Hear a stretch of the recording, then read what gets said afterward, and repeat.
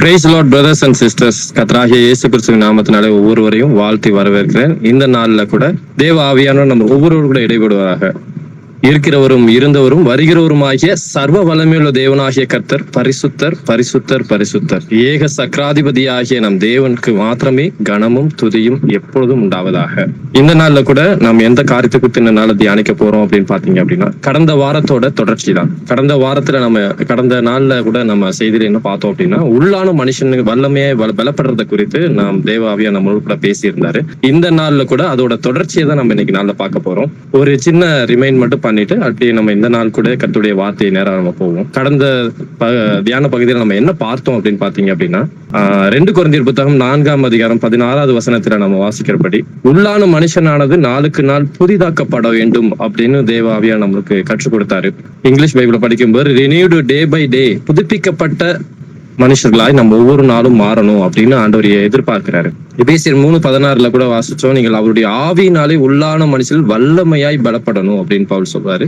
இயேசு கிறிஸ்துவும் மத்த 23 அதிகாரத்துல வாசிக்கும் போது பரிசேயர் சதுசேயர்ல குறித்து சொல்லும் போது, உட்புறத்திலே அவைகள் கொள்ளையினாலும் மனிதத்தினாலும் நிறைந்திருக்கிறது, குருடரான பரிசேயனே போஜன பானபாத்திரங்களின் வெளிப்புறம் சுத்தமாகும்படி அவைகளின் முதலாவது உட்புறத்தை சுத்தமாக்கு அப்படிங்கிறதையும் இயேசு கிறிஸ்து சொல்றத அவர் பார்க்கிறோம். பேதுரு சொல்லும் போது 1 பேதுரு 3ஆம் அதிகாரம் 3-4 வசனத்துல வாசிக்கும் போது, ஸ்திரீகளை குறித்து சொல்லும் போது, சாந்தமும் அமைதலும் உள்ள ஆவியாகிய இருதயத்தில் மறைந்திருக்கிற குணமே உங்களுக்கு அலங்காரமா இருக்க கடவுது அப்படின்னு பேதுரு நமக்கு சொல்லி கொடுத்தார். இப்ப 3 வசனத்திலையும் நம்ம பார்க்கும் பொழுது பாத்தீங்கன்னா, நம்முடைய உள்ளான மனுஷனால நாளுக்கு நாள் புதிதாக்கப்பட வேண்டும் அப்படின்னு. கடந்த நாள்ல நம்ம செய்தியில நம்ம பார்த்தது என்னன்னா, அந்த உள்ளான மனுஷன் பலப்படும்படியாக நமக்கு தடை செய்கிற காரியங்கள் என்னென்ன இருக்கு அப்படிங்கறத நம்ம பார்த்துட்டு வந்தோம். அதுல ஒரே ஒரு தலைப்பை குறித்து தான் போன வாரத்துல நம்ம பார்த்தோம். சுய மகிமை அப்படிங்கிற தலைப்புலதான் நம்ம போன வாரம் ஃபுல்லா தியானிச்சோம் வசனங்கள்ல. யோவான் 5ஆம் அதிகாரம் 42-44 வசனம் வரைக்கும் வாசிக்கும் போது, உங்களில் தேவ அன்பு இல்லை என்று உங்களை அறிந்திருக்கிறேன் அப்படின்னு 42வது வசனம் சொல்லி 44வது வசனம் முடியும் போது சொல்றாரு, தேவனாலே மாத்திரம் அறிகிற மகிமையை தேடாமல் ஒருவரால் ஒருவர் மகிமையை ஏற்றுக்கொள்கிற நீங்கள் எப்படி விசுவாசிப்பீர்கள் அப்படின்னு அந்த கேள்விக்குறியோட அந்த வசனத்தை அவர் முடிக்கிறத நம்ம பார்த்தோம். அப்ப தேவனாலே மாத்திரம் வருகிற மகிமையை நாம் தேடாதபடிக்கு பிசாசானவன் நமக்கு எப்படிப்பட்ட தடைகள் எல்லாம் நம்மளுக்கு வச்சிருக்கிறான் அப்படிங்கிறத கடந்த வாரத்து செய்தியில சுய மகிமைங்கிற தலைப்புல எல்லா வசனங்களையும் நம்ம ஆராய்ந்து பார்த்தோம். இன்றைய நாள்ல கூட அதே ஆவியானவர் இந்த நாள்ல அடுத்த தலைப்புல குறித்து நம்ம பார்க்க போறோம். எவ்வளவு நேரம் நம்மளால அந்த வசனங்களை தியானிக்க முடியுமோ தியானிப்போம், முடியலன்னா அடுத்த வாரம் தொடர்ந்து இதை குறித்து நம்ம பார்க்கலாம். இன்ற நாள்ல எந்த தலைப்புல நம்ம பார்க்க போறோம் அப்படின்னு பாத்தீங்கன்னா, அடிமைத்தனம், ஸ்லேவரி அப்படிங்கிற அந்த தலைப்புல தான் நம்ம பார்க்க போறோம். எதெல்லாம் அடிமைத்தனத்துல நம்ம இருக்கிறோம், எது நம்மளுடைய உள்ளான மனுஷனுக்குள்ள ஆவிக்குரிய வாழ்க்கையில வளர்ச்சி அடையாதபடிக்கு, புதுப்பிக்கப்பட முடியாதபடிக்கு எதெல்லாம் தடையா இருக்குங்கிற வேலையில பார்க்கும்பொழுது, இந்த அடிமைத்தனம்ங்கிற இந்த காரியம் நம்முடைய வாழ்க்கையில, நம்முடைய ஆவிக்குரிய வாழ்க்கையில முன்னேறாதபடிக்கு தடை செய்கிற ஒரு காரியமா இருக்கு. அதை குறித்ததான வசனங்கள் இந்த நாள்ல ஆவியானவர் நம்மளோட கூட பேச இருக்காரு. வாசிக்கலாம். ரோமருக்கு எழுதின நிருபம் 6ஆம் அதிகாரம் 16வது வசனத்தை. மரணத்துக்கு ஏதுவான பாவத்துக்கானாலும் நீதிக்கு ஏதுவான கீழ்ப்படிதலுக்கானாலும் எதற்கு கீழ்ப்படியும்படி உங்களை அடிமைகளாக ஒப்பு கொடுக்கிறீர்களோ அதற்கே கீழ்ப்படுகிற அடிமைகளாய் இருக்கிறீர்கள் என்று அறியீர்களா? ஆமென். மரணத்துக்கு ஏதுவான பாவத்துக்கானாலும் நீதிக்கு ஏதுவான கீழ்ப்படிதலுக்கானாலும் எதற்கு கீழ்ப்படியும்படி உங்களை அடிமைகளாக ஒப்பு கொடுக்கிறீர்களோ அதற்கே கீழ்ப்படுகிற அடிமைகளா இருக்கிறீர்கள் என்று அறியீர்களா அப்படின்னு கேள்விக்குறியோட இந்த வசனம் முடியதை நம்ம பார்க்கிறோம். இப்ப அடிமைத்தனம் அப்படிங்கிறது எங்க ஆரம்பிக்குது? 2 விதமான அடிமைத்தனத்தை நம்ம பைபிள்ல பார்க்க முடியும். ஒண்ணு, எகிப்துல இருந்து இஸ்ரேல் ஜனங்களை அடிமைப்படுத்தி கொண்டு போய் சிறைப்பட்டு கொண்டு போற அந்த அடிமைத்தனத்தை பார்க்கிறோம். பார்வோன் அடிமைப்படுத்தி கொண்டு போறதை பார்க்கிறோம். 400 வருஷம் அடிமைப்பட்டு போறதை பார்க்கிறோம். இப்படி அடிமைப்பட்டு போகும்பொழுது அங்க அடிமைப்படுத்தி கொண்டு போறவங்க என்னென்னலாம் சொல்றாங்களோ அதுக்கு எல்லாமே கீழ்ப்படிந்தே ஆகணும். அவங்களுக்கு எதெல்லாம் வேண்டுமோ அது எல்லாத்தையுமே, ஒரு நாட்டுல இருந்து இன்னொரு நாட்டுக்கு போருக்கு போறாங்க அப்படின்னா, வெற்றி பெற்றுட்டாங்க அப்படின்னா, அந்த நாட்டுல உள்ள எதெல்லாம் முக்கியமானதோ, எதெல்லாம் விலையேற பெற்றதோ, அவங்க நாட்டுக்கு எதெல்லாம் தேவையோ அது எல்லாருமே கொள்ளையும் அடிச்சுட்டு அந்த நாட்டுக்கு தேவையானது எல்லாத்தையுமே எடுத்துட்டு போயிடுவாங்க. அப்படி போற காரியங்களை தான் நம்ம தானியேல் எழுதின புத்தகத்தை நம்ம பாருங்க. தானியேல் அப்படிப்பட்ட போனவங்க தான். சாத்ராக், மேஷாக், ஆபேக், நேகு இவங்க எல்லாம் பாத்தீங்கன்னா இஸ்ரேல் ஜனங்கள்ல அவங்க இருந்தப்ப அவங்களுக்கு வேற பேரு. தானியேலுக்கும் அந்த நாட்டுக்கு போனோடனே வேற பேர் தான் கொடுக்கப்பட்டது, பெல்ஷாத்சார் அப்படிங்கிற பேர் தான் கொடுக்கப்பட்டுச்சு. ஏன்னா அவங்க பேர் கூட அவங்களுடைய சுதந்திரமா வச்சுக்க முடியாது. அவங்க சொல்ற பேர், அவங்க நாட்டோட விக்கிரகத்தோட பேர் தான் இவங்களுக்கு வச்சு அடிமைப்படுத்தியிருந்தாங்க. அப்படிப்பட்ட அடிமைத்தனத்தையும் பார்ப்போம். ஆனா இன்றைய நாள் நம்ம பார்க்கிற அந்த அடிமைத்தனம் என்ன அப்படின்னு பார்த்தோம்னா, நமக்கு நாமளே நம்மிடத்துல என்னென்ன காரியங்கள், அடிமைத்தனமான காரியங்கள் இருந்திருக்கு முன்ன. அதாவது கர்த்தரை அறியாத பொழுது நம்ம எப்படிப்பட்டவர்களா இருந்தோம், எதற்கு அடிமையா இருந்தோம். இப்ப கர்த்தரை அறிந்து தேவன் யார் என்று அறிந்ததுக்கு அப்புறம், நம்மளுடைய ஆவிக்குரிய வாழ்க்கைக்குள்ள வந்ததுக்கு அப்புறமும் இன்னும் ஒரு சில காரியங்கள் அந்த அடிமைத்தனத்துக்குள்ள நாம் இருக்கிறோமா அப்படிங்கறதை நம்மை நாமே நிதானித்து அறியும்படியா தேவ ஆவியானவர் இந்த நாள்ல கூட வசனத்தோட நம்மளோடு கூட பேசுவாராக. வாசிக்கலாம் 2 பேதுரு 2ஆம் அதிகாரம் 19வது வசனத்தில். தாங்களே கேட்டுக்கு அடிமைகளாய் இருந்தும் அவர்களுக்கு சுயாதீனத்தை வாக்குத்தத்தம் பண்ணுகிறார்கள். எதினால் ஒருவன் ஜெயிக்கப்பட்டிருக்கிறானோ அதற்கு அவன் அடிமைப்பட்டிருக்கிறானே. ஆமென். ஆமென். தாங்களே கேட்டுக்கு அடிமைகளாய் இருந்தும் அவர்களுக்கு சுயாதீனத்தை வாக்குத்தத்தம் பண்ணுகிறார்கள். எதினால் ஒருவன் ஜெயிக்கப்பட்டிருக்கிறானோ அதற்கு அவன் அடிமைப்பட்டிருக்கிறானே. இந்த வார்த்தை ரொம்ப முக்கியம். எதினால் ஒருவன் ஜெயிக்கப்பட்டிருக்கிறானோ அதற்கு அவன் அடிமையாய் இருக்கிறான். இன்றைய நாள்ல நம்ம எதை ஜெயித்திருக்கோம், எதனால ஜெயிக்கப்பட்டிருக்கோம் அப்படிங்கிறத நம்ம ஆராய்ந்து பார்க்க போறோம். நம்ம நிறைய வசனங்களோடு கூட பைபிள்ல பாத்தீங்கன்னா, பழைய ஏற்பாட்டுல பாத்தீங்கன்னா, எகிப்திலிருந்து விடுதலை பண்ணி அழைத்து வந்த நம் தேவனாகிய கர்த்தன் அநேக இடத்துல அந்த வார்த்தைய தேவனே பேசுவார். அந்த வார்த்தையை ஏன்னா அவங்களுக்கு திரும்ப திரும்ப அவங்களுக்கு அந்த விஷயத்த சொல்ல வேண்டியிருந்தது. நான் எகிப்துல இருந்து நான் தான்ப்பா உன்னை அழைச்சி கொண்டு வந்தேன், நான் தான் உங்களை விடுதலை பண்ணேன், நான் தான் உங்களை அடிமைத்தனத்துல இருந்து விடுதலை ஆக்கினேன் அப்படிங்கிறத அவங்க அறிந்து கொள்ளும்படியா கர்த்தரே அநேக இடத்துல அந்த வார்த்தையை திரும்ப திரும்ப உபயோகப்படுத்துறத நம்ம பார்க்கிறோம். ஆனாலும் அவங்க அதுல இருந்து வெளியில வந்ததுக்கு அப்புறமும் பாத்தீங்கன்னா, நம்ம பழைய ஏற்பாடுல பார்க்கும்போது மீண்டுமாய் அவங்க பழைய வாழ்க்கையை திரும்ப திரும்ப பார்த்துக்கிட்டே இருந்தாங்க. அதனாலதான் 40 வருஷம் அவங்க திரும்பி கானான் தேசத்துக்கு அழைத்து கொண்டு போக வேண்டிய, ரொம்ப ஷார்ட் பீரியட்ல ஒரு 15 நாட்கள்ல கடந்து செல்ல வேண்டிய அந்த கானான் தேசத்துக்கு 40 வருஷமா வனாந்தரத்துல சுத்திட்டு இருக்காங்க. ஏன்? அவங்களுக்குள்ள விசுவாசம் இல்லாமல் போனது. இரண்டாவது, தன் அடிமைப்பட்டிருந்த அந்த தேசத்தை விட்டு வர்றதுக்கு மனசு இல்லாதபடிக்கு அவருடைய பழைய வாழ்க்கையும் பழைய எண்ணங்களும் அவங்களை திரும்ப திரும்ப அந்த எகிப்தையே சிந்திக்க வச்சது. அவங்க பாதையில நடந்து வரப்ப பாத்தீங்கன்னா, தண்ணி கிடைக்காதப்ப உடனே முறுமுறுக்கிறாங்க.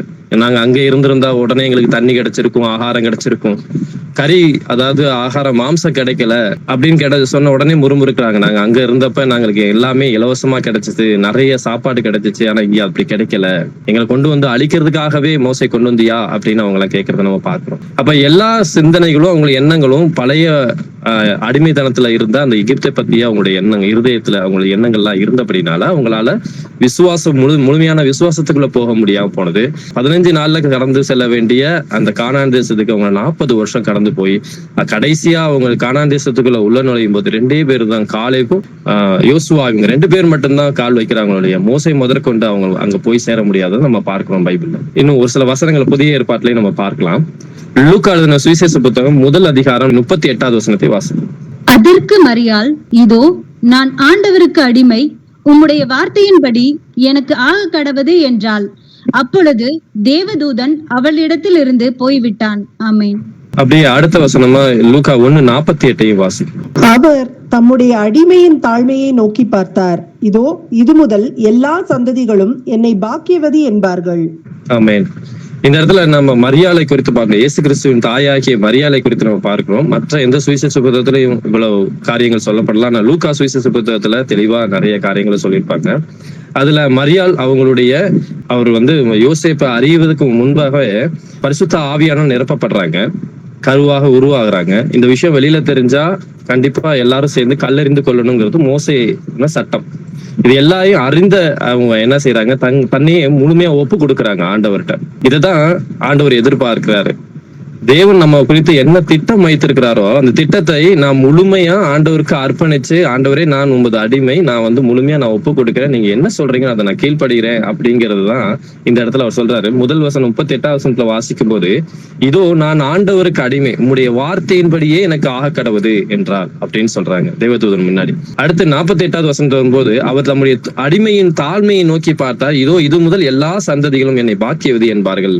தன்னை அடிமை அப்படின்னு தேவனுக்கு தன்னை அடிமையா முழுமையா அவங்க ஒப்பு கொடுத்ததை நம்ம பார்க்கிறோம். அந்த அடிமையோட தாழ்மையை ஆண்டவர் பார்க்கிறாரு அப்படின்னு. இன்றைய நாள்ல கூட நம்முடைய தாழ்மையை ஆண்டவராய் இயேசு கிறிஸ்து பார்க்கிறார். நம்மை முழுமையா எந்த அளவுக்கு அடிமையா நம்ம தேவனுக்கு ஒப்பு கொடுக்கிறோம் அப்படிங்கறதுல வச்சுதான் நமக்கு எல்லாரும் பாக்கியவதி பாக்கியவான் அப்படின்னு நம்ம எல்லாரும் சொல்லணும். அப்படின்னா நாம இந்த வசனத்தின்படி தேவனிடத்துல நம்ம முழுமையாய் அடிமையாக எல்லாவற்றையும் அப்படியே எல்லாமே முழுமையா சரண்டர். இதுல கொஞ்சம் எனக்கு இந்த விஷயங்கள் விருப்பம், இந்த ஒரு விஷயம் மட்டும் என்னால முடியாது, மித்த விஷயத்துல நான் எல்லாத்தையும் ஒப்பு கொடுக்கிறேன் அப்படி கிடையாது. ஆண்டவர்கிட்ட எது கொடுத்தாலும் முழுமையா நம்ம கொடுக்கணும். அதனாலதான் ஆண்டவர்கிட்ட காணிக்கை செலுத்தும் போது கூட எப்படி கேட்கிறாரு, காயினுடைய காணிக்கையும் ஆபேலுடைய காணிக்கையும் எப்படி இருந்தது? அவர் முதல் கனியை அப்படியே எடுத்துட்டு வந்து கொண்டு வந்து கொடுக்கிறார். எல்லாவற்றிலும் முதல் கனியா வந்து கொண்டு கொடுக்கிறார். அது ஆண்டவருக்கு வந்து ரொம்ப பிரியமா இருந்துச்சு, அவர் கொடுத்த காரியங்கள் எல்லாவற்றையும். அப்ப ஆண்டவருக்கு கொடுக்கும் பொழுது எதையுமே முதற் பலனான எல்லாவற்றையும் கொடுக்கணும் அப்படிங்கறத நம்ம பார்க்கிறோம். வாசிக்கலாம் மத்தேயு புத்தகம் 8ஆம் அதிகாரம் 27வது வசனம். அந்த மனுஷர்கள் ஆச்சரியப்பட்டு, இவர் எப்படிப்பட்டவரோ, காற்றும் கடலும் இவருக்கு கீழ்ப்படுகிறதே என்றார்கள். ஆமென். இயேசு கிறிஸ்துவுக்கு எதெல்லாம் கீழ்ப்படிந்திருக்குன்னு ஒரு சில வசனங்களை பார்க்கலாம் இந்த இதுல. உலகத்துல, அதாவது அவர் சிருஷ்டிகர். ஏன்னா நம்ம யோவான் புத்தகத்துல வாசிக்கும் போது அவர் தான் சகலத்தையும் சிருஷ்டித்தாருங்கிறத பாக்குறோம். அவர் எதெல்லாம் அவருக்கு கீழ்ப்படிந்தது அப்படின்னு பார்த்தா, மனுஷர்கள் ஆச்சரியப்பட்டு இவர் எப்படிப்பட்டவரோ, காற்றும் கடலும் இவருக்கு கீழ்ப்படுகிறதே என்றார். இவங்க கடல்ல போய்கிட்டு இருக்கும் பொழுது பயப்படுறாங்க, இவர் தலையணை வச்சு தூங்கிட்டு இருக்கிறாங்க. அப்ப எல்லாரும் வந்து பயந்துட்டு எழுப்பினோன்னு அவர் சொல்றாரு, எழுந்து காற்றில அமைதலாயிரு அப்படின்னு ஒரு வார்த்தை கீழ்ப்படைஞ்சு அந்த காற்றும் கடலும் உடனே புயலே அந்த இடத்துல அடங்கிடுது.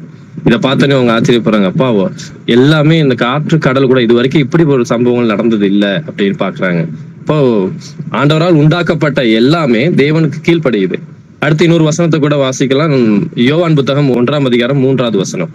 சகலமும் அவர் மூலமாய் உண்டாயிற்று, உண்டானதொன்றும் அவராலே அல்லாமல் உண்டாகவில்லை. ஆமேன். ஆமேன். சகலமும் அவர் மூலமா தான் உண்டாச்சு, அதனால உண்டானதொன்றும் அவராலே அல்லாமல் உண்டாகவில்லை. நம்ம ஏசாயா புத்தகம் 66:1 வாசிக்கும் போது கூட, வானம் எனக்கு சிங்காசனம், பூமி எனக்கு பாதப்படி, எனக்கு கட்டும் ஆலயம் எப்படிப்பட்டது அப்படின்னு கேட்கிறாரு. அப்ப தேவனுக்கு நான் ஒரு ஆலயத்தை கட்டுறதா இருந்தாலும் சரி, அவர் எனக்கு எப்படிப்பட்ட நீ ஆலயத்தை கட்டுவ? வானம் என்னுடைய சிங்காசனம், என்னுடைய ஸ்தலம் அதுதான். பூமி வந்து என்னுடைய பாதப்படி, என் கால் வந்து தொங்கப்பட்டா கீழே பாதத்துல பூமியில வந்து விழுகும். இவ்வளவு பெரிய தேவன், இவ்வளவு வல்லமையான சர்வ வல்லமையான தேவனுக்கு நீ எப்படிப்பட்ட ஆலயத்தை கட்டுவேங்கிறார். அவர் மூலமா தான் சகலமும் உண்டானது ஒன்றும் அவராலே அல்லாம உண்டாகவில்லை அப்படிங்கிறதையும் நம்ம பார்க்கிறோம். அப்படிப்பட்ட தேவனுக்கு இந்த பூமியில வானமும் பூமியும் சர்வமும் எல்லாமே அவருக்கு கீழ்ப்படிந்தது. அவரால் சிருஷ்டிக்கப்பட்ட எல்லாமே உண்டாது. அதனாலதான் காடை அவர் பழைய ஏற்பாட்டுல அவர் காடையை வர வைக்கிறாரு, எல்லாமே வந்து விழுந்து கிடக்கும். அவங்களால 1 மாதம் அளவும் அவங்க எல்லாரும் புசிக்கிற அளவுக்கு காடைய வருவிக்கிற வனாந்திரத்துல. அது பாசிபிலிட்டியே இல்லாத ஒரு காரியம். அந்த காரியத்துல வனாந்திரத்துல அது நடக்குது.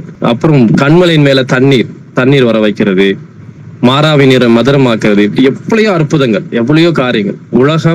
உலகத்தால் சிருஷ்டிக்கப்பட்ட எல்லாமே அவருக்கு கீழ்ப்படியுது ஆண்டவருக்கு. ஆனா இன்றைக்கு நாம் எந்த அளவுக்கு நாம் தேவனுக்கு கீழ்ப்படுகிறோம், எவ்வளவு அவருக்கு அடிமையா நம்ம ஒப்பு கொடுக்கிறோம் அப்படிங்கறத நம்மை நாமே நிதானித்து அறிய வேண்டியதா காலத்துல நம்ம இருக்கிறோம்.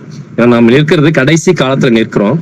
நாம் எதற்கு அடிமையால நம்ம ஒப்பு கொடுக்கிறோம்? முதல் வசனத்துல பார்த்தோம், அதற்கே நீங்கள் கீழ்ப்படுகிற அடிமைகளா இருக்கிறீர்கள் அறியீர்களா அப்படிங்கிறது. எதற்கு நாம் அடிமைகளா நம்ம ஒப்பு கொடுக்கிறோம் அப்படிங்கறத நம்ம பார்க்க வேண்டும். வாசிக்கலாம், யாருக்கு நம்ம கீழ்ப்படியணுங்கிறத நம்ம பார்ப்போம். அப்போஸ்தலர் நடபடிகள் 5ஆம் அதிகாரம் 28வது வசனம். நீங்கள் அந்த நாமத்தை குறித்து போதகம் பண்ணக்கூடாதென்று நாங்கள் உங்களுக்கு உறுதியாய் கட்டளையிடவில்லையா? அப்படி இருந்தும் இதோ எருசலேமை உங்கள் போதகத்தினாலே நிரப்பி அந்த மனுஷனுடைய இரத்த பலியை எங்கள் மேல் சுமத்த வேண்டும் என்றிருக்கிறீர்கள் என்று சொன்னான். ஆமென். இந்த சம்பவம் நமக்கு நல்லா தெரியும். அப்போஸ்தலர் நடபடிகள்ல பேதுரு இந்த காரியங்கள் எல்லாம் சொல்றாரு. பேதுரு ஜெயில போட்டு அடைச்சு வச்சிடறாங்க. ஆசாரியன் அவர்களுக்கு அடுத்த நாள் காலையில ஆசாரியன் கிட்ட கொண்டு போய் காட்டணும். சிறைச்சாலை கதவுகள் தெளிவா பூட்டப்பட்டிருக்கும். ஆனா அவரு அந்த சிறைச்சாலையில இருந்து வெளியில வந்து போதகம் பண்ணிட்டு இருப்பார். மறுபடியும் போய் பார்த்துட்டு சிறைச்சாலை பத்திரமா பூட்டப்பட்டிருக்கு, சாவி அங்க வெளியில உள்ளவர்கிட்ட இருக்குது. ஆனாலும் அவங்க உள்ள பேதுரு இல்ல அப்படிங்கறத எங்கன்னு போய் தேடும் பொழுது அவர் போதகம் பண்ணிட்டு இருக்கிறாரு. இவர் திரும்பி கொண்டு வந்து அவங்கள பிடிச்சிட்டு வந்து சொல்லும் போது அவங்க உள்ள ஆசாரியன் பேசுறாரு இந்த வார்த்தைய, அந்த நாமத்தை குறித்து போதகம் பண்ண கூடாதுன்று நான் உங்களுக்கு உறுதியாய் கட்டளையிடவில்லையா? இயேசு கிறிஸ்துங்கிற நாமத்தை நீங்க வந்து வெளியில சொல்லக்கூடாது, போதகம் பண்ணக்கூடாது, அவர் எப்படிப்பட்டவர்னு சொல்லக்கூடாது. இப்படி எல்லாம் செஞ்சீங்க அப்படின்னா நாங்க தான் அவருடைய இரத்த பலி எங்க மேல விழுவுங்கிறதுக்காக நீங்க இப்படி செய்றீங்களா அப்படின்னு கேட்கிறாரு. வாசிக்கலாம் அடுத்த வசனம் 55ஆம் அதிகாரம் 29. அதற்கு பேதுருவும் மற்ற அப்போஸ்தலரும், மனுஷருக்கு கீழ்ப்படுகிறதை பார்க்கிலும் தேவனுக்கு கீழ்ப்படுகிறதே அவசியமா இருக்கிறது. ஆமென். ஆமென். நான் மனுஷருடைய வார்த்தை கீழ்ப்படுகிறதா தேவனுடைய வார்த்தை கீழ்ப்படுகிறதா அப்படிங்கிற மெஷர்மெண்ட் வைக்கும் பொழுது பேதுரு தெளிவா அந்த இடத்துல அத்தனை பேர் முன்னாடி தெளிவா சொல்ற காரியங்கள், அதற்கு பேதுருவும் மற்ற அப்போஸ்தலரும் எல்லாரும் சேர்ந்து ஒருமித்து ஏக மனதோட சொல்ற காரியம், மனுஷருக்கு கீழ்ப்படுகிறதை பார்க்கிலும் தேவனுக்கு கீழ்ப்படுகிறதே அவசியமா இருக்கிறது. இதான் முக்கியம்பா. நீங்க மனுஷர்கள் சொல்ற இந்த வார்த்தைக்கு நீ இப்ப பேசக்கூடாது, இவரை பத்தி சொல்லக்கூடாது, இவருடைய நாமத்தை பத்தி அறிவிக்க கூடாது அப்படின்னா இது மனுஷருடைய வார்த்தை. ஆனா தேவன் சொல்லியிருக்கிறாரு, நீங்கள் புறப்பட்டு போங்கள், சகல ஜாதிகளையும் சீசராக்குங்கள் அப்படின்னு சொல்லியிருக்கிறாரு. அப்ப சகல ஜாதிகள் சீசராக்கணும்னா அவருடைய நாமத்தை எங்கும் பிரசாவப்படுத்தணும். நம்முடைய செய்கையிலும் நம்முடைய வார்த்தையிலும் தேவனுடைய நாமத்தை மகிமைப்படுத்தியே ஆக வேண்டும். சீசர்களுக்கு உண்டான கட்டளை. அதான் மத்தேயு 28:19 கடைசியா சொல்லி முடிக்கும் போது, ஏதோ உலகத்தின் முடிவு பரியந்தம் நான் உங்களுடனே கூட இருக்கிறேன். அப்புறம் அப்படிப்பட்ட நாமத்தை அவங்க சொல்ல போறாங்க, ஆனா இவங்க செய்யக்கூடாதுங்கிறாங்க. அப்ப அவர் சொல்ற ஸ்டேட்மெண்ட் என்ன? மனுஷருக்கு கீழ்ப்படிவதை பார்க்கலும் தேவனுக்கு கீழ்ப்படுகிறதே அவசியமா இருக்கிறது அப்படிங்கறத அவர் இந்த இடத்துல பதிவு செய்யறார். வாசிக்கலாம் அதே அப்போஸ்தலர் நடபடிகள் 5ஆம் அதிகாரம் 32வது வசனத்தை. இந்த சங்கதிகளை குறித்து நாங்கள் அவருக்கு சாட்சிகளாய் இருக்கிறோம். தேவன் தமக்கு கீழ்ப்படிந்தவர்களுக்கு தந்தரிலன பரிசுத்த ஆவியும் சாட்சி என்றார்கள். ஆமென். தேவன் தமக்கு கீழ்ப்படுகிறவர்களுக்கு தந்தரின பரிசுத்த ஆவியும் சாட்சி என்றார்கள். அப்ப கீழ்ப்படுகிறவர்களுக்கு தான் தேவனுடைய நாமத்திற்கு மகிமைப்படும்படியா தேவனுக்கு கீழ்ப்படுகிறவர்களுக்கு தான் பரிசுத்த ஆவிதான் சாட்சியா இருக்கு அப்படிங்கிறார். அப்ப அவர்களுக்கு தான் பரிசுத்த ஆவி கொடுக்கப்பட்டிருக்கு. அப்ப யாருக்கு தேவன் பரிசுத்த ஆவியானவரை கொடுக்கிறாரு? தமக்கு கீழ்ப்படுகிறவர்களுக்கு தந்தருளின பரிசுத்த ஆவி அப்படின்னு 5:32 தெளிவா சொல்றாரு. வாசிக்கலாம். அடுத்து பாவத்துக்கு அடிமைப்பட்டிருக்கோமா இல்லையா அப்படிங்கறத நம்ம பார்க்கலாம். யோவானுக்கு எழுதின நிருபம் 8ஆம் அதிகாரம் 31, 32, 33, 34 4 வசனத்தை வாசிக்கிறோம். இயேசு தம்மை விசுவாசித்த யூதர்களை நோக்கி, நீங்கள் என் உபதேசத்தில் நிலைத்திருந்தால் மெய்யாகவே என் சீஷராய் இருப்பீர்கள், சத்தியத்தையும் அறிவீர்கள், சத்தியம் உங்களை விடுதலையாக்கும் என்றார். அவர்கள் அவருக்கு பிரதியுத்தரமாக, நாங்கள் ஆபிரகாமின் சந்ததியாய் இருக்கிறோம், நாங்கள் ஒரு காலம் ஒருவனுக்கும் அடிமைகளாய் இருக்கவில்லை, விடுதலையாவீர்கள் என்று நீர் எப்படி சொல்லுகிறீர் என்றார்கள். இயேசு அவர்களுக்கு பிரதியுத்தரமாக, பாவம் செய்கிறவன் எவனும் பாவத்துக்கு அடிமையாய் இருக்கிறான் என்று மெய்யாகவே மெய்யாகவே உங்களுக்கு சொல்லுகிறேன். ஆமென். இந்த வசனங்கள் நம்ம அடுத்தடுத்த வசனத்துல வாசிக்கும் போது இவங்க ஒரு வார்த்தை சொல்லிட்டு இருப்பாங்க, இயேசு கிறிஸ்து ஒரு வார்த்தை சொல்லிட்டு இருப்பாரு, மாத்தி இந்த இடத்துல தெளிவா. ஆனா அவங்க அவங்களுடைய பார்வையில யூதர்கள் எல்லாருமே, நான் பாரம்பரியத்தை ஃபாலோ பண்றேன், மோசே கொடுத்த எல்லா சட்டங்களையும் நாங்க செஞ்சுட்டு இருக்கோம், அப்ப நாங்க பரிசுத்தவான், நாங்க எந்த பாவமும் செய்யாத ஒரு பரிசுத்தமான இடத்துல இருக்கோம், நாங்க எப்படியும் ஆண்டவர் மேசியா வருவாரு, எங்களை எடுத்துக்கொண்டு போயிடுவாருங்கிற அந்த விசுவாசத்துல இருக்க யூதர்களை பார்த்து அவர் சொல்றாரு, விசுவாசித்த இயேசு கிறிஸ்துவையும் விசுவாசிக்கிறாங்க. அந்த இடத்துல விசுவாசித்த யூதர்களை நோக்கிதான் இயேசு கிறிஸ்து சொல்றாரு. அவங்க விசுவாசிக்கலன்னா அவங்க பின்னாடி வந்திருக்க மாட்டாங்க. ஆனா அந்த இடத்துல இயேசு கிறிஸ்து யூதர்களை பார்த்து சொல்ற விஷயம், நீங்கள் என் உபதேசத்திலே நிலைத்திருந்தால் மெய்யாகவே என் சீஷரா இருப்பீர்கள். அப்ப சீஷரா இருக்கிறதுக்கு முதல் கைக்கிரியாரிட்டி என்ன? உபதேசத்தில் நிலைத்திருக்கணும் அப்படின்னு இந்த இடத்துல வசனம் சொல்லுது. அப்பொழுதுதான் அடுத்த வசனம் சொல்லுது, சத்தியத்தையும் அறிவீர்கள், சத்தியம் உங்களை விடுதலையாக்கும் என்றார். அடுத்து சத்தியம் என்பது கர்த்தருடைய வார்த்தை, நான் சொல்ற உபதேசம், நானே வாசல், வழி, சத்தியம், ஜீவன் சொல்றாரு. அந்த சத்தியத்தை உங்களை விடுதலையாக்கும்ங்கிறாரு. அப்ப அந்த சத்தியத்தை நீங்க உங்களை விடுதலையாக்குன்னு சொன்ன உடனே அவங்களுக்கு கோபம் வந்துருச்சு யூதர்களுக்கு. நாங்க எந்த இடத்துல இருந்து விடுதலையாகணும்? நாங்க விடுதலையாக வேண்டியது ஒரு இதே கிடையாது. நாங்க பரிசுத்தமா தானே இருக்கோம். அப்ப நாங்க ஆபிரகாமின் சந்ததியா இருக்கிறோம். நாங்கள் ஒரு காலம் ஒருவனுக்கும் அடிமையாகல. எவ்வளவு இதா சொல்றாங்க பாருங்க, நான் ஒரு காலம் ஒருவனுக்கும் நாங்கள் அடிமையா இருக்கவில்லை, விடுதலை ஆவீர்கள் நீங்கள் எப்படி சொல்லுகிறீர்கள் என்று கேட்கிறாங்க. நாங்க எதுக்கு விடுதலை ஆகணும்? நாங்கன்னா யாருக்குமே அடிமை கிடையாது அப்படின்னு சொல்றாரு. அப்ப இயேசு கிறிஸ்து திரும்ப அதுக்கு பதில் சொல்றாரு.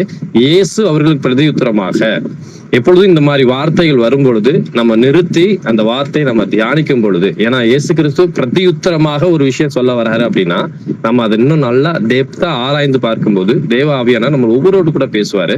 பாவம் செய்கிற எவனும் பாவத்திற்கு அடிமையா இருக்கிறான். அவங்க மேல எந்த இடத்துலயும் அவங்க பாவம் செய்யல, பாவம் செஞ்ச மாதிரி தன்னை காட்டல.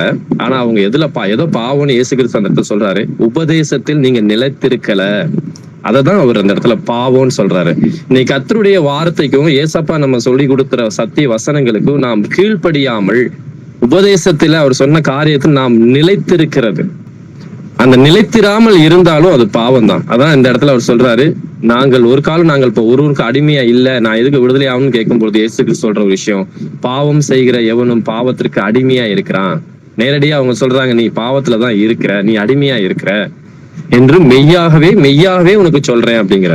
அப்ப எது பாவம் இந்த இடத்துல? அவருடைய உபதேசத்தில் நிலைத்திராம பாரம்பரியத்தை ஃபாலோ பண்றதும் அவங்க உபதேசத்துல நிலைத்திராம இருக்கிறதும் பாவம் அப்படின்னு இயேசு கிறிஸ்து சொல்றாரு. அப்ப இப்படிப்பட்ட காரியங்கள் இன்றைய நாள்ல கூட அநேகர் இடத்துல நம்ம பார்க்க முடியும். கிறிஸ்தவன், நான் கிறிஸ்துவை பின்பற்றுகிறவன், சரியாத நேரத்துல நாங்க ஃபெலோஷிப்ல கலந்துக்குவோம், வாரம் கலந்துக்குவோம், ஊழியங்கள் செய்யறோம், எல்லாம் ரைட்.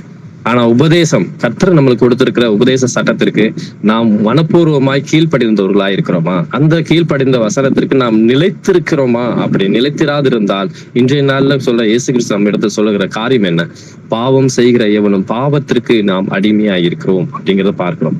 இந்த பாவத்திலிருந்து விடுதலையாக்கும்படியா கர்த்தராகிய இயேசு கிறிஸ்து இந்த பூமிக்கு வந்தார். வாசிக்கலாம் 1 தீமோத்தேயு புத்தகம் 1:15. பாவிகளை ரட்சிக்க கிறிஸ்து இயேசு உலகத்தில் வந்தார் என்கிற வார்த்தை உண்மையும் எல்லா அங்கீகரிப்புக்கும் பாத்திரமுமானது. அவர்களில் பிரதான பாவி நான். ஆமென். ஆமென். பவுல் இந்த இடத்துல தன்னை பத்தி ஸ்டேட்மெண்ட் கொடுக்கும்போது எப்படி சொல்றாரு? பாவிகளை ரட்சிக்கதான் கிறிஸ்து இயேசு உலகத்தில் வந்தார் என்கின்ற வார்த்தை உண்மையும் எல்லா அங்கீகரிப்புக்கும் பாத்திரமானது. அவர்களில் பிரதான பாவி நான் அப்படின்னு தன்னை அவருவா தாழ்த்தி அவர் சொல்றாரு. அவ்வளவு ஊழியங்கள் செய்த அந்த மனுஷன் என்ன சொல்ற, நான் தான் பிரதான, இருக்கிற எல்லா பாவிகளையும் நான் பிரதான பாவி, நம்மள மாதிரி பாவிகளை ரட்சிக்கதான் இயேசு கிறிஸ்து பூமிக்கு வந்தார் அப்படிங்கறத நம்ம பார்க்கிறோம். வாசிக்கலாம் 2 கொரிந்தியர் புத்தகம் 10ஆம் அதிகாரம் 4-5 வசனத்தை வாசிக்கலாம். எங்களுடைய போர் ஆயுதங்கள் மாம்சத்துக்கு ஏற்றவைகளாய் இராமல் அரண்களை நிர்மூலமாக்குகிறதற்கு தேவ பலமுள்ளவைகளாய் இருக்கிறது. அவைகளால் நாங்கள் தர்க்கங்களையும் தேவனை அறிகிற அறிவுக்கு விரோதமாய் எழும்புகிற எல்லா மேட்டிமையையும் நிர்மூலமாக்கி எந்த எண்ணத்தையும் கிறிஸ்துவுக்கு கீழ்ப்படிய சிறைப்படுத்துகிறவர்களாய் இருக்கிறோம். ஆமென். ஆமென்.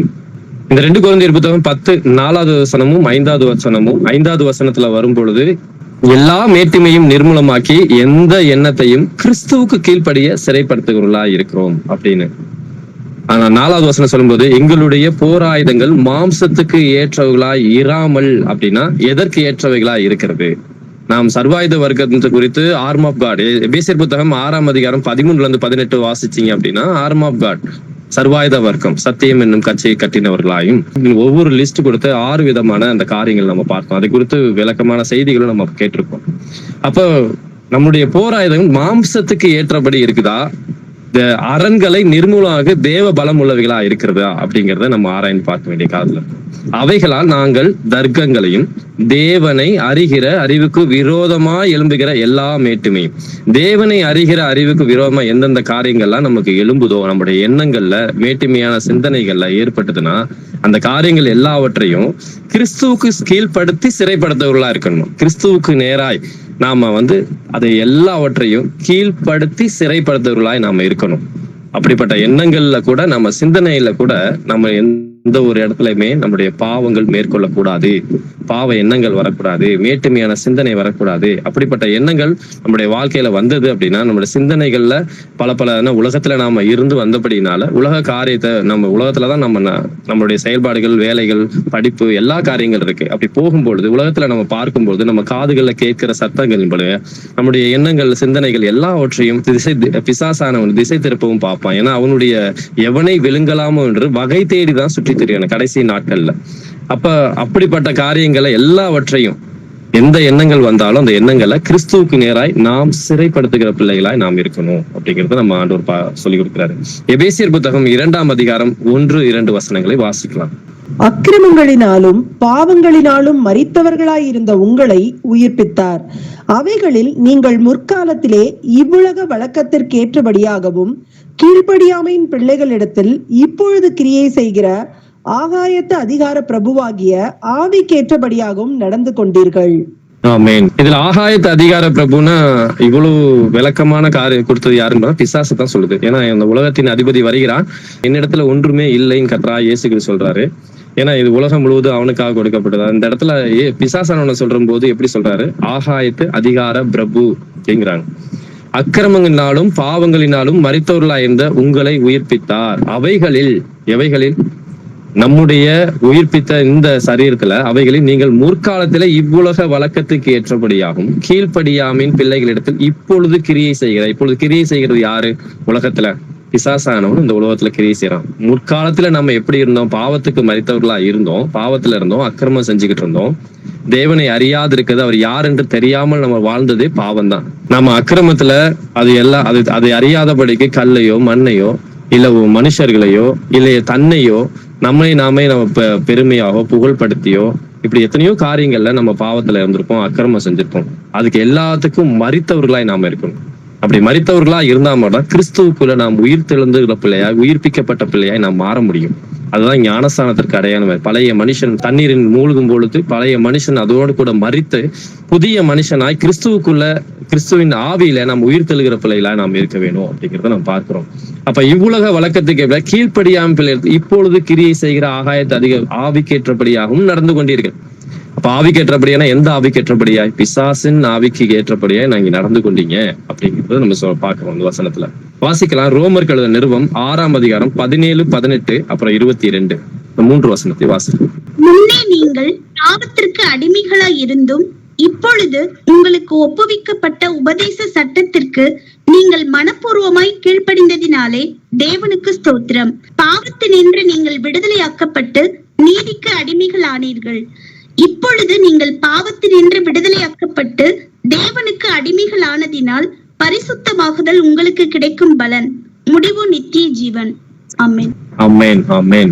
ரோமர்கள் 6ஆம் அதிகாரம் 17, 18, 22 வசனம் ரொம்ப முக்கியமான வசனமா இருக்கு. ஏன் இதெல்லாம் இந்த இடத்துல திரும்ப ஒரு வார்த்தை கொடுக்கிறாரு. பாவத்தினின்று நீங்கள் விடுதலையாக்கப்பட்டு நீதிக்கு அடிமையானீர்கள். இப்பொழுது நீங்கள் பாவத்தினின்று விடுதலையாக்கப்பட்டு திரும்ப ஒரு விஷயத்த சொல்றாருன்னா, நம்ம பாவத்திலிருந்து முதலாவது விடுதலையாக்கப்பட்டிருக்கிறோமா அப்படிங்கிறத நாமே நிதானித்து அறியணும். முதலாவது நம்ம பழைய மனுஷனும் அவனுடைய சுபாவங்களும் அவனுடைய எண்ணங்களும் மரித்து போனதா, அந்த பாவத்திலிருந்து நம்ம விடுதலை ஆயிட்டோமா அப்படிங்கறத நம்ம அறிந்த பிள்ளைகளாய் நாம் இருக்கணும். அப்படி இல்ல ஏதாவது ஒரு சில விஷயங்கள் இருந்தாலும் நாம தேவனுடைய பாதத்துல நாம் தாழ்த்தி ஒப்பு கொடுத்து, இந்த காரியம் எனக்கு இந்த பாவத்தை விட முடியல ஆண்டவரே, எனக்கு கோவப்படுறது இது ஒரு பெரிய பாவமா இருக்கு, அந்த பாவத்துல கொண்டு போய் கோவப்பட்டாலும் பாவம் செய்யாதேன்னு வேத சொல்லுது. ஆனா என்னுடைய கோபம் பாவத்துக்கு நேராய் கொண்டு போய் விடுது. இல்ல எரிச்சலின் காரியம், கசப்பின் காரியம், யாரை குறித்தும் மன்னிக்க முடியாத ஒரு இருதயம், இப்படி ஏதாவது எனக்குள்ள இருக்குதா? அப்படி இருந்துச்சு அப்படின்னா இது என்னுடைய பழைய மனுஷன், பழைய சுபாவம். இந்த மனுஷன் மறிக்க முடியல, இன்னும் பாவத்துக்குள்ளதான் இருக்கிறான், அப்பப்ப அவன் தலை தூக்கி பாக்குறான், முழுமையான மறிக்கல. இது உலகத்துல இருக்கிறபடினால நாம் எல்லாருமே முழுமையானவர்கள் கிடையாது. எல்லாரும் ஒரு சில குறைவுகள் உள்ளவங்க தான். பட் ஆனா நம்மளுடைய கர்த்தராகிய இயேசு கிறிஸ்து நம்மளோடு கூட உலகத்தின் முடிவு பரிந்து நான் உன் கூட இருக்கிறேன்னு சொல்லியிருக்கிறாரு. அந்த இயேசு கிறிஸ்து நமக்கு பாவத்தை குறித்தும் நீதியை குறித்தும் வருகிற நியாய தீர்ப்பை குறித்தும் கண்டித்து உணர்த்துகிறவரா இருக்கிறாரு. அப்ப வேத வசனத்தை நாம் எல்லாரிடத்திலும் நாம் ஒவ்வொரு நாளும் பேசுகிறவரா இருக்கிறாரு. அப்ப எல்லா காரியத்திலையும் நாம் தேவன் நம்ம இடத்துல பேசும் பொழுது அதற்கு நான் எந்த அளவுக்கு கீழ்ப்படைந்து ஒப்பு கொடுக்கிறேன் அப்படிங்கிறத வச்சுதான் நான் என்னுடைய உள்ளான மனுஷன் நாளுக்கு நாள் புதுப்பிக்கப்பட முடியும். அப்படி இல்லை அப்படின்னா இன்னும் நான் ஏதாவது ஒரு விஷயத்துல அடிமைப்பட்டு தான் இருக்கிறேன் அப்படிங்கிறது அர்த்தமா போகுது. இந்த வசனத்துல நம்ம முதல்ல வாசிக்கிறது, பாவத்திற்கு அடிமைகளா இருந்தும், நீங்க முன்ன பாவத்துக்கு அடிமைகளா இருந்தீங்க, இப்பொழுது உங்களுக்கு ஒப்புவிக்கப்பட்ட உபதேச சட்டத்திற்கு நீங்கள் மனப்பூர்வமாய் கீழ்ப்படிந்ததினாலே தேவனுக்கு ஸ்தோத்திரம். பவுல் சொல்ற ஒரு சில விஷயங்களை பேசும்பொழுது பாத்தீங்கன்னா, நீங்க ஊழியம் செய்ய போற இடத்துலயும் சரி, அவரை எப்படி மாஸ் மேடை ஊழியத்துல நீங்க கவனிச்சு பாத்தீங்கன்னா, போன உடனே அங்க உள்ள நல்ல விஷயங்களை முதல்ல பாராட்டி பேசுவாரு. அதுக்கப்புறம் பாத்தீங்கன்னா, நீங்கள் அறியப்படாத தேவன் நீங்க எழுதி வச்சு நீங்க வணங்கிட்டு இருக்கீங்களா, அந்த அறியப்படாத தேவனை குறித்து தான் நான் பேச வந்திருக்கேன் அப்படின்னு சொல்லும் போது எல்லாரும் ஆச்சரியத்தோட என்ன எதை குறித்து பேச வராரு அப்படிங்கறத ரொம்ப ஆர்வமா கேட்டு அநேகர் மனம் திரும்புறத அந்த ஊர்ல பாக்குறோம், இந்த மாஸ் மேடை ஊழியத்துல. அதே போலதான் இந்த இடத்தையும் சொல்றாரு, நீங்கள் பாவத்திற்கு அடிமைகளா இருந்தும் இப்பொழுது உங்களுக்கு ஒப்புவிக்கப்பட்ட உபதேச சட்டம், தேவன் நமக்கு கொடுத்த வார்த்தைக்கு நீங்கள் மனப்பூர்வமாய் கீழ்ப்படிந்ததுனாலே தேவனுக்கு நன்றி, தேவனுக்கு ஸ்தோத்திரம் அப்படின்னு ஆரம்பிச்சு சொல்றாரு. பாவத்தினின்று நீங்கள் விடுதலையாக்கப்பட்டீங்க, நீதிக்கு அடிமைகள் ஆனீர்கள், நீங்க நீதியான காரியத்தை மாத்திரம் தான் செய்யணும். திரும்ப அதே சொல்றாரு, நீங்கள் இப்பொழுது பாவத்தினின்று விடுதலையாக்கப்பட்டு தேவனுக்கு அடிமையானதினால் என்ன கிடைக்குது உங்களுக்கு?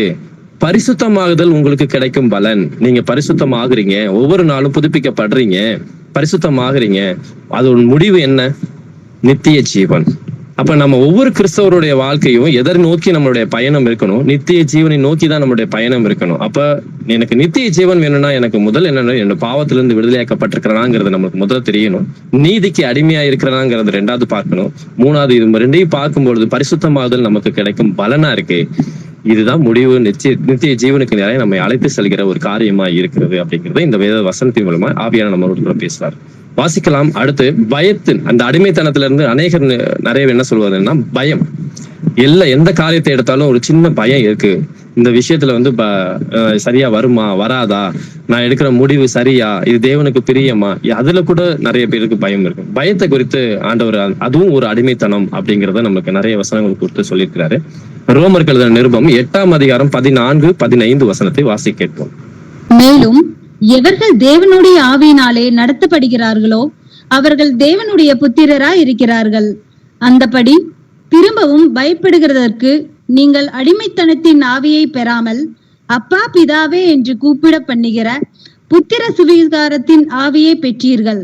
ஆமேன். ஆமேன். மேலும் எவர்கள் தேவனுடைய ஆவியினாலே நடத்தப்படுகிறீர்களோ, முதல்ல கண்டிஷன்ஸ் அப்ளை வச்சிட்டாரு. இந்த இடத்துல ஒரு பொருள் வாங்க போறதுக்கு முன்னாடி அந்த பொருளுடைய மதிப்பு எல்லாமே வெளியில தெளிவா அழகா காட்டி, கவர்ச்சிகரமா காட்டி, கீழே சின்னதா போட்டிருப்பாங்க கண்டிஷன்ஸ் அப்ளை அப்படின்னு. அப்போ அது உண்மையான மதிப்பு அதான் இருக்காது. அங்க உள்ள போய் பாத்தீங்க அப்படின்னா அதோட மதிப்பு வேறையா இருக்கும். ஆனா இந்த இடத்துல வசனம் சொல்றதுக்கு முன்னாடியே இதுதான் கண்டிஷன்ஸ் அப்ளை. எது? எவர்கள் தேவனுடைய ஆவியினால் நடத்தப்படுகிறீர்களோ அவர்கள் தேவனுடைய புத்திரா இருக்காங்க. அப்படிப்பட்டவங்க தான் தேவனுடைய பிள்ளைகள், தேவனுடைய புத்திரர்கள் புத்திரிகள் சொல்றாரு.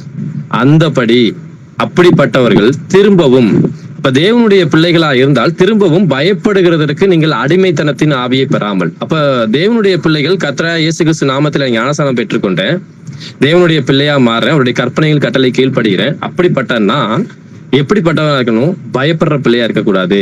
ஏன்னா நீங்க திரும்பவும் பயப்படுறதுக்கு நீங்கள் அடிமைத்தனத்தின் ஆவியை பெறாமல்ட்டாவே நீ அப்படிப்பட்ட ஆவி உனக்கு கொடுக்கலப்பான்றாரு. நம்ம அப்படிப்பட்ட ஆவி நமக்கு கிடையாது, பயமுள்ள ஆவி கிடையாது. எப்படிப்பட்ட ஆவி நமக்கு கொடுக்கப்பட்டிருக்கு? அப்பா பிதாவே என்று கூப்பிடப்படுகிற புத்திர சுவிகாரத்தின் ஆவி. நான் உன்னுடைய அப்பா பிதாவே அப்படின்னு நம்ம கூப்பிடுறதுக்கு எல்லா ரைட்ஸ் நமக்கு கொடுத்திருக்கிறாரு. புத்திர சிவாதின் ஆவி, அப்படிப்பட்ட ஆவியை தான் நான் உனக்கு கொடுத்திருக்கிறேன். நான் உன்னுடைய பிள்ளை. உனக்கு என்ன பயம்? எதுக்கு பயம்? எதுக்கு இந்த விஷயத்துக்கு எதுக்கு பயப்படணும்? தேவன் நம்ம கூட இருக்காரு, நம்ம அப்பாவா இருக்கிறாரு. எந்த விஷயத்துக்கும் அவருடைய சித்தத்தை கேட்டு, அவருடைய சித்தம் என்ன என்று அறிந்து, என்னுடைய சித்தம் என்ன நீங்க கேட்டு தெரிஞ்சு அதுக்கப்புறம் அந்த காரியத்தை செய்ய. நான் எஸ் சொன்னா செய்ய, நோ சொன்னா செய்யாத. இந்த வெயிட் பண்ண சொன்னா வெயிட் பண்ணு. இந்த 3 காரியத்துக்கு நம்ம எப்பொழுதும் செவி கொடுக்கிற பிள்ளையா இருந்தோம் அப்படின்னா எந்த காரியத்துக்கு நம்ம பயப்பட வேண்டிய அவசியம் கிடையாது. வாசிக்கலாம் இன்னொரு வசனத்தை கூட. 1 தீமோத்தேயு புத்தகம் 1:7. தேவன் நமக்கு பயமுள்ள ஆவியை கொடாமல் பலமும் அன்பும் தெளிந்த புத்தியுமுள்ள ஆவியையே கொடுத்திருக்கிறார். ஆமென். ஆமென். தேவன் நமக்கு பயமுள்ள ஆவியை கொடாமல், திரும்பவும் அதே மாதிரி ஒரு வார்த்தையை சொல்றாரு. நீங்கள் திரும்பவும் பயப்படுறதுக்கு அடிமைத்தனத்தின் ஆவியை பெறாமல் அப்படின்னு அந்த இடத்துல முதல் வசனத்தை சொன்னாரு. இந்த இடத்துல நமக்கு பயமுள்ள ஆவியை கொடாமல், அப்படிப்பட்ட ஆவியை நான் உனக்கு கொடுக்கல, நான் உன்கிட்ட கொடுத்திருக்கிறேன்னா எப்படிப்பட்ட ஆவியை கொடுத்திருப்பாரு? பலமும் அன்பும் தெளிந்த புத்தியும் உள்ள ஆவியையே கொடுத்திருக்கிறார். ஆவியே இல்ல, ஆவியையே கொடுத்திருக்கிறார் அப்படின்னு வசனம் சொல்லுது நமக்கு. அப்ப எப்படிப்பட்ட ஆவியை பெற்ற பிள்ளைகளா இருக்கிறோம் நாம? பலமும் அன்பும் தெளிந்த புத்தி உள்ள ஆவியே இருக்கும். அப்ப எந்த ஒரு காரியம் செய்தாலும் தெளிந்த புத்தி உள்ள ஆவியோடு நாம் செயல்படுகிறோமா? ஒரு குடும்பத்துல ஒரு சில விஷயங்களை முடிவெடுக்கும் பொழுதும் தேவனுடைய சித்தம் இருக்குதா அப்படின்னு தேவனுடைய சத்தத்திற்கு செவி கொடுக்கிற பிள்ளையா நாம் இருக்கிறோமா? தெளிந்த புத்தியோடு ஒவ்வொரு காரியத்தையும் நாம் செய்யறோமா? இல்ல என்னுடைய மாம்சத்துக்கு விருப்பமான காரியத்துக்கு நான் இடம் கொடுத்துட்டு, இல்ல மாம்சமான இச்சைக்கு நான் இடம் கொடுத்து நான் ஒரு சில காரியத்துக்கு முடிவு எடுத்துட்டு, ஆண்டவரே இந்த காரியம் தப்பா போயிடுச்சு, ஆண்டவரே இந்த காரியத்துக்காக எனக்கு ஜெபம் பண்றேன், இந்த காரியத்தை எனக்கு செஞ்சு கொடுங்க, ஏன் ஆண்டவரே எனக்கு செய்யாம இருக்கீங்க அப்படின்னு திரும்ப நம்ம தேவனிடத்துல மறுபடியும் கேட்காம முதல்ல ஏசப்பாட்ட கேட்டுட்டு அந்த காரியத்தை நம்ம செஞ்சோமா? அப்படி செஞ்சிருந்தோம் அப்படின்னா அதுல சமாதானமும், அந்த இடத்துல ஒரு தேவ சமாதானத்தை நம்ம பார்க்க முடியும். அந்த காரியம் நடந்தாலும் சரி நடக்காலும் சரி, இதுக்கு தேவனுடைய சித்தம் இல்லை அப்படிங்கிற அந்த இருதயம், அந்த எண்ணம் வந்த உடனே அந்த இடத்துல தேவ சமாதானத்தை நம்ம பார்க்க முடியும். சோ இது தேவனுடைய ஆவியினால நம்ம செயல்படுற ஒரு காரியமா இருக்கு. அன்பும் தெளிந்த புத்தி உள்ள ஆவியை தான் அவர் கொடுத்திருக்கிறார். வாசிக்கலாம் எபிரேயர் புத்தகம் 2ஆம் அதிகாரம் 14-15 வசனத்தை வாசிக்கலாம். ஆதலால் பிள்ளைகள் மாம்சத்தையும் இரத்தத்தையும் உடையவர்களாயிருக்க அவரும் அவர்களைப் போல மாம்சத்தையும் இரத்தத்தையும் உடையவரானார். மரணத்துக்கு அதிகாரியாகிய பிசாசானவனை தமது மரணத்தினாலே அழிக்கும்படிக்கும் ஜீவ காலமெல்லாம் மரண பயத்தினாலே அடிமைத்தனத்திற்கு உள்ளானவர்கள் யாவரையும் விடுதலை பண்ணும்படிக்கும் அப்படியானார். ஆமென், ஆமென்.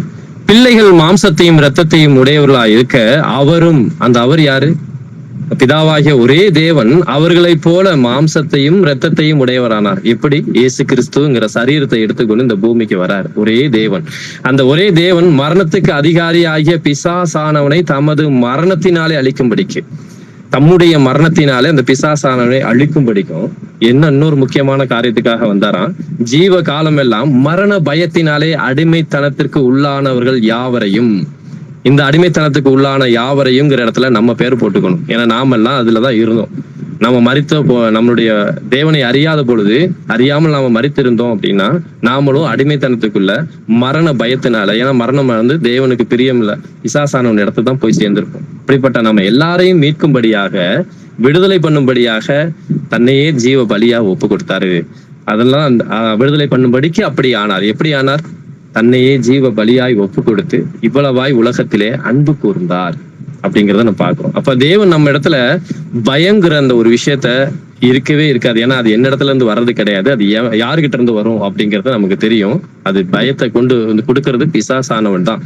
எந்த செயல் செய்யும் பொழுது அந்த காரியத்துல பயத்தை உண்டு பண்ணி அந்த செய்ய விடாம தடுக்கிறது அவதான். இது தேவ சித்தம் இருக்குதா அப்படிங்கிறத நம்ம தேவன் இடத்துல நம்ம அப்பா கிட்ட, அதான் அந்த முதல் வசனத்தை சொல்லும் போது, ரோமர் 8:14-15 சொல்லும் போது, திரும்பவும் நீ பயப்படுறதுக்கு நீங்கள் அடிமைத்தனத்தின் ஆவியை பெறலப்பா, அப்பா பிதாவின் கூப்பிடுற புத்திர சுவிகாரத்தின் ஆவியை தான் நீங்க பெற்றிருக்கிறீங்க.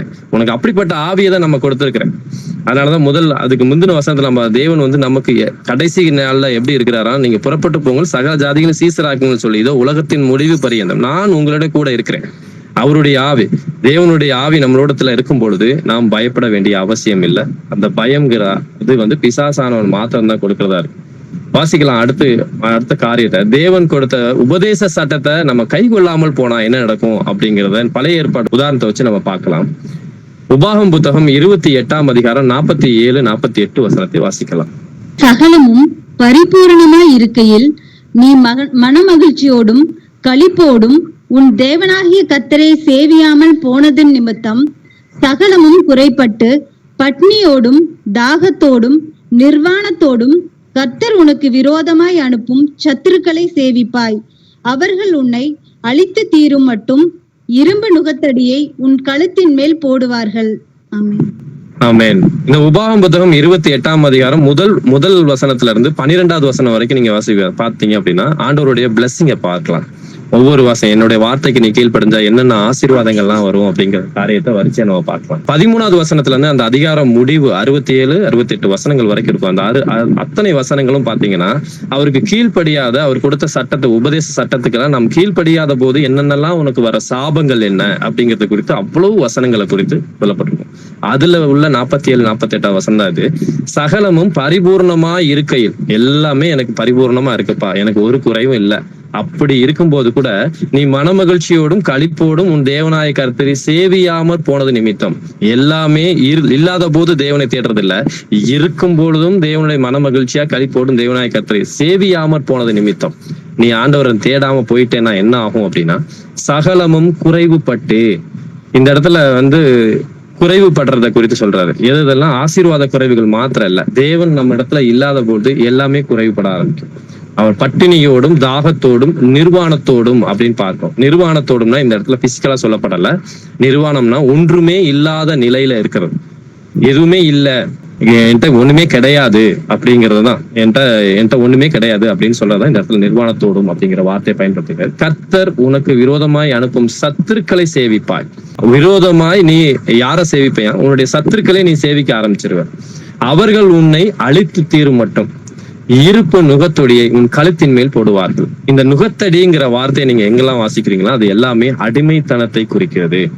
யாருன்னா நம்மளுக்கு விரோதமா சத்துருக்கள் தான் என்ன செய்வாங்க, எப்படி அவங்கள அடிமைத்தனப்படுத்தலாம், எப்படி தனக்கு சாதகமா பயன்படுத்தலாம் அப்படின்னு பார்ப்பாங்க. அந்த சத்துருக்களை நீ சேவிப்ப, அவர்கள் உன்னை அழித்து திருமட்டும் இருப்பு நுகத்தடியை உன் கழுத்து மேல் போடுவார்கள் அப்படின்னு உபாகமம் புத்தகத்துல சொன்ன காரியங்கள் தான். எகிப்துல அவங்க எல்லாரும் பாத்தீங்கன்னா மறுபடியும் அந்த அடிமைத்தனத்துக்குள்ள அந்த 400 வருஷம் 40 வருஷம் அவங்க அடிமைத்தனத்துல எல்லா காரியங்களையும் பாத்தீங்க அப்படின்னா அவங்களோட அடிமைத்தனத்தை நுகத்தடியை பார்க்க முடியும். வாசிக்கலாம் யாத்ராகமம் புத்தகம் 2ஆம் அதிகாரம் 23வது வசனம். சில காலம் சென்ற பின் எகிப்தின் ராஜா மரித்தான்.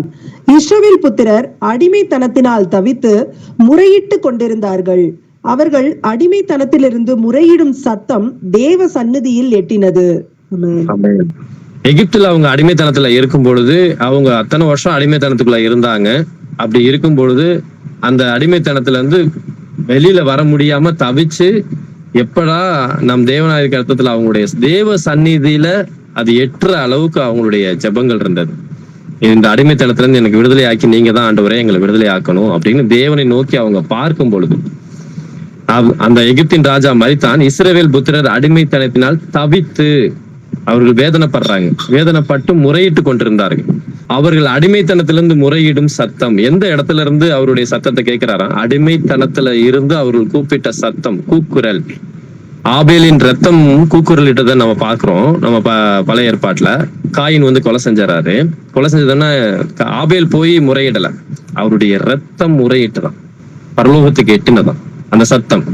அந்த ரத்தம் பேசினது அப்படின்னு அந்த இடத்துல நம்ம வசனத்தை வாசிக்க முடியும். அப்ப தேவன் இந்த இடத்துல பார்க்கிறோம், அவருடைய அடிமைத்தனத்திலிருந்து முறையிடும் சத்தம், என்னுடைய அடிமைத்தனத்திலிருந்து விடுதலையாக்குங்க ஆண்டவரே, என்னுடைய தேசத்துக்கு கொண்டு போங்க அப்படின்னு அவங்க கொடுத்த சத்தம் தேவ சந்நிதிக்கு போயிட்டு இருந்ததை நம்ம பார்க்கிறோம். லேவியராம் புத்தகம் 26ஆம் அதிகாரம் 13வது வசனத்தை வாசிக்கலாம். நீங்கள் எகிப்தியருக்கு அடிமைகளாய் இராதபடிக்கு நான் அவர்கள் தேசத்திலிருந்து உங்களை புறப்பட பண்ணி உங்கள் நுகத்தடிகளை முறித்து உங்களை நிமிர்ந்து நடக்க பண்ணின உங்கள் தேவனாகிய கர்த்தர். ஆமென். எதை முறித்து போட்டாராம்? உங்களுடைய நுகத்தடிகளை. நீங்கள் எத்தனை வருஷமா அடிமைத்தனத்துல இருந்தீங்க, உங்க நுகத்தடி எல்லாவற்றையுமே நான் முறித்து உங்களை நிமிர்ந்து நடக்க பண்ணிடணும். அப்ப அடிமைத்தனம் ஒண்ணு இருக்குதுன்னா நம்மளால நிமிர்ந்து நடக்க முடியாது. நாம் தேவனுக்கு நேராய் நாம் அவருடைய சமூகத்துக்கு போக முடியாது.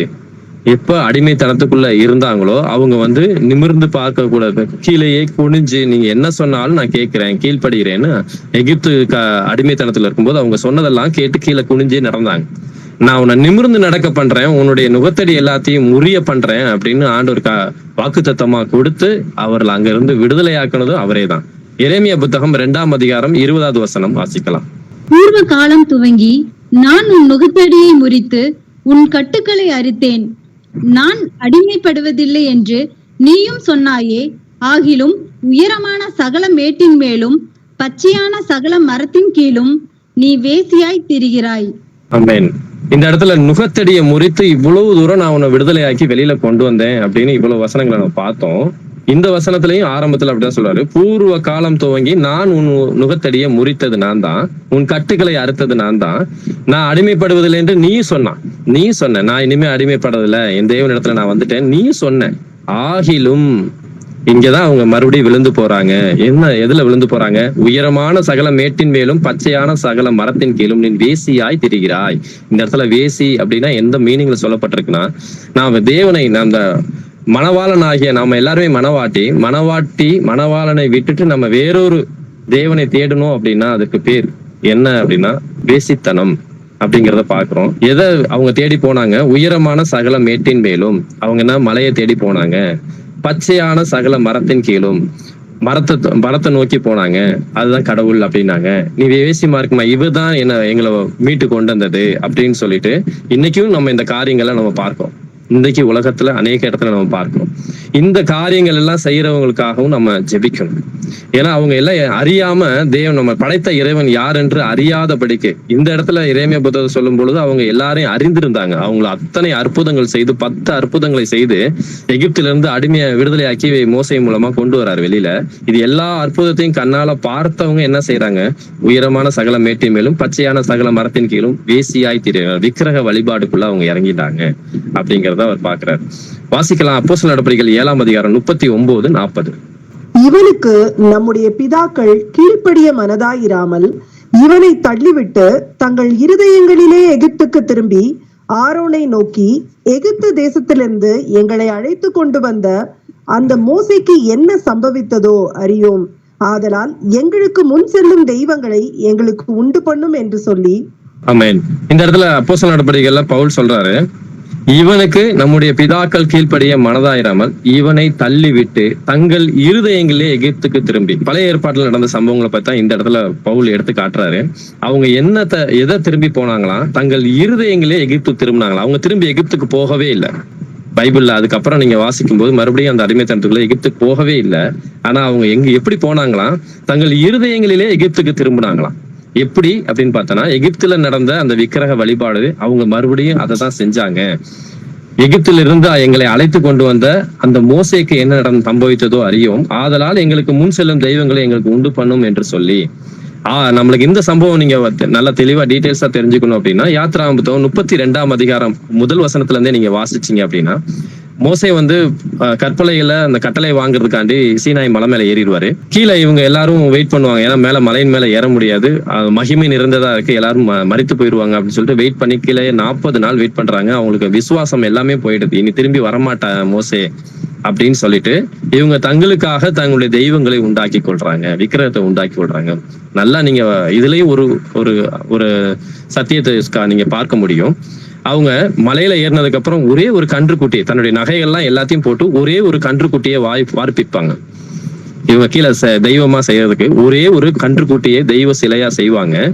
அதை செஞ்சுட்டு இதுதான் எங்களை எகிப்துல இருந்து வழிநடத்தி கொண்டு வந்த தெய்வங்கள் அப்படின்னு பன்மையில சொல்லுவாங்க.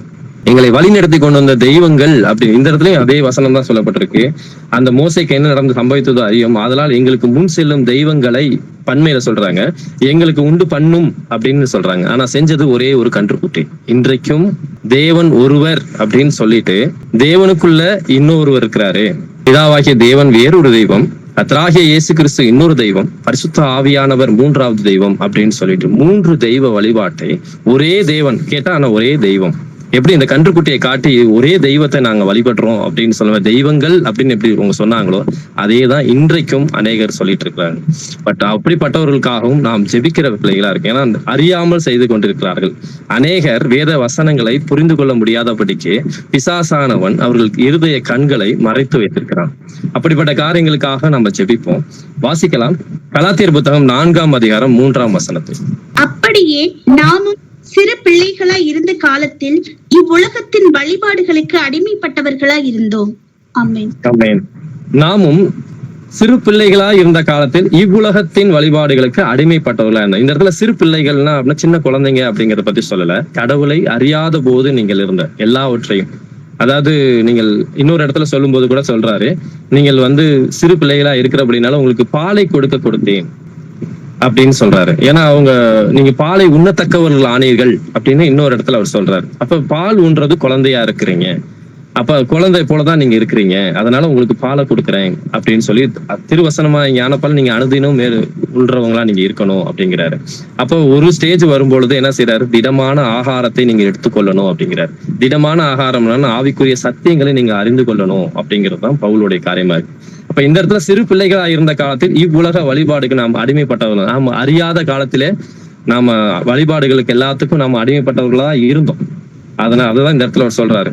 ஏன்னா அறியாமல் இருக்கிற காலத்துல தேவன் காணாதவர் போல் இருக்கிறார் அப்படிங்கறது அப்போஸ்தலர் நடபடிகள் 17 அதிகாரத்துல நம்ம வாசிக்கணும். அப்ப அறியாமல் இருக்கிற காலத்துல தேவன் மன்னிப்பு கண்டிப்பா உண்டு. அறிந்து நாம் ஏதாவது காரியத்துல நாம் அடிமைப்பட்டிருக்கிறோமா அப்படிங்கிறத நம்ம ஒவ்வொரு நாளும் ஆராய்ந்து பார்க்க வேண்டிய காலகட்டத்துல இருக்கும். அப்படிப்பட்ட பிள்ளைகளா தான் நம்ம இருக்கணும். ஏனென்றால் நாம் உள்ளான மனுஷனில நாம் பலப்படும்படியா இருக்க தடைகள் எல்லாம் பார்த்துட்டு வரோம். நம்ம ஒவ்வொரு காரியம் சுய மகிமையை பார்த்தோம் அந்த நாள்ல. இன்றைய நாள்ல அந்த அடிமைத்தனம் ஏதாவது காரியங்கள் என்னுடைய வாழ்க்கையில இருக்குதா அப்படிங்கறத நம்ம ஆராய்ந்து பார்க்க வேண்டிய காலத்துல இருக்கோம். வாசிக்கலாம் கலாத்தியர் புத்தகம் 4 அதிகாரம் 8, 9, 10 வசனங்கள். நீங்கள் தேவனை அறியாமல் இருந்த போது சுபாவத்தின்படி தேவர்கள் அல்லாதவர்களுக்கு அடிமைகளாய் இருந்தீர்கள்.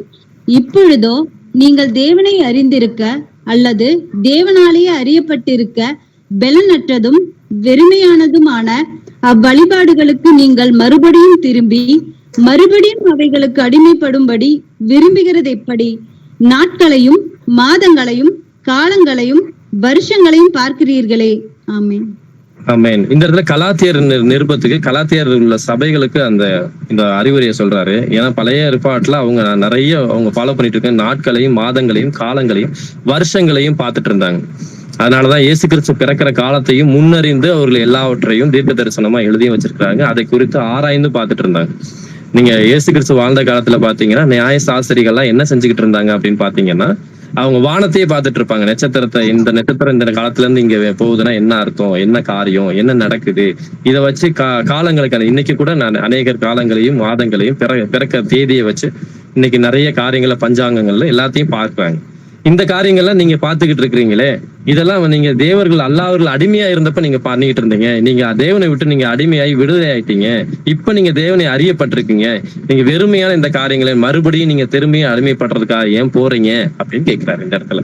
அப்ப காலங்களையும் நாட்களையும் மாதங்களையும் நம்ம பார்க்கிற பிள்ளைகளா இருக்கிறோம் அப்படின்னா, நல்ல நாள் இந்த மாதத்துல செஞ்சா நல்ல காரியம், காலங்கள் இந்த காலத்துல செஞ்சா இப்படி நடக்கும், இப்படி நாம யாராவது பாக்குற இந்த காரியங்கள் ஏதாவது இருக்குமாயின் நாம் இன்னும் அடிமைத்தனத்திற்குள்ளாகவே தான் இருக்கிறோம். இந்த அடிமைத்தனத்திலிருந்து விடுதலை ஆகவில்லை.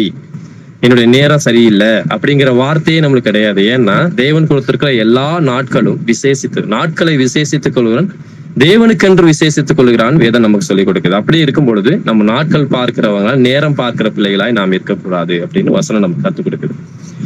மனுஷர்களுக்கு எந்த மனுஷர்களுக்கும் அடிமையா இருக்கக்கூடாது அப்படிங்கறத குறித்து நம்ம பார்க்கலாம். யாக்கோபு புத்தகம் 4ஆம் அதிகாரம் 4வது வசனத்தில், விபச்சாரரே விபச்சாரிகளே, உலக சிநேகம் தேவனுக்கு விரோதமான பகை என்று அறியீர்களா?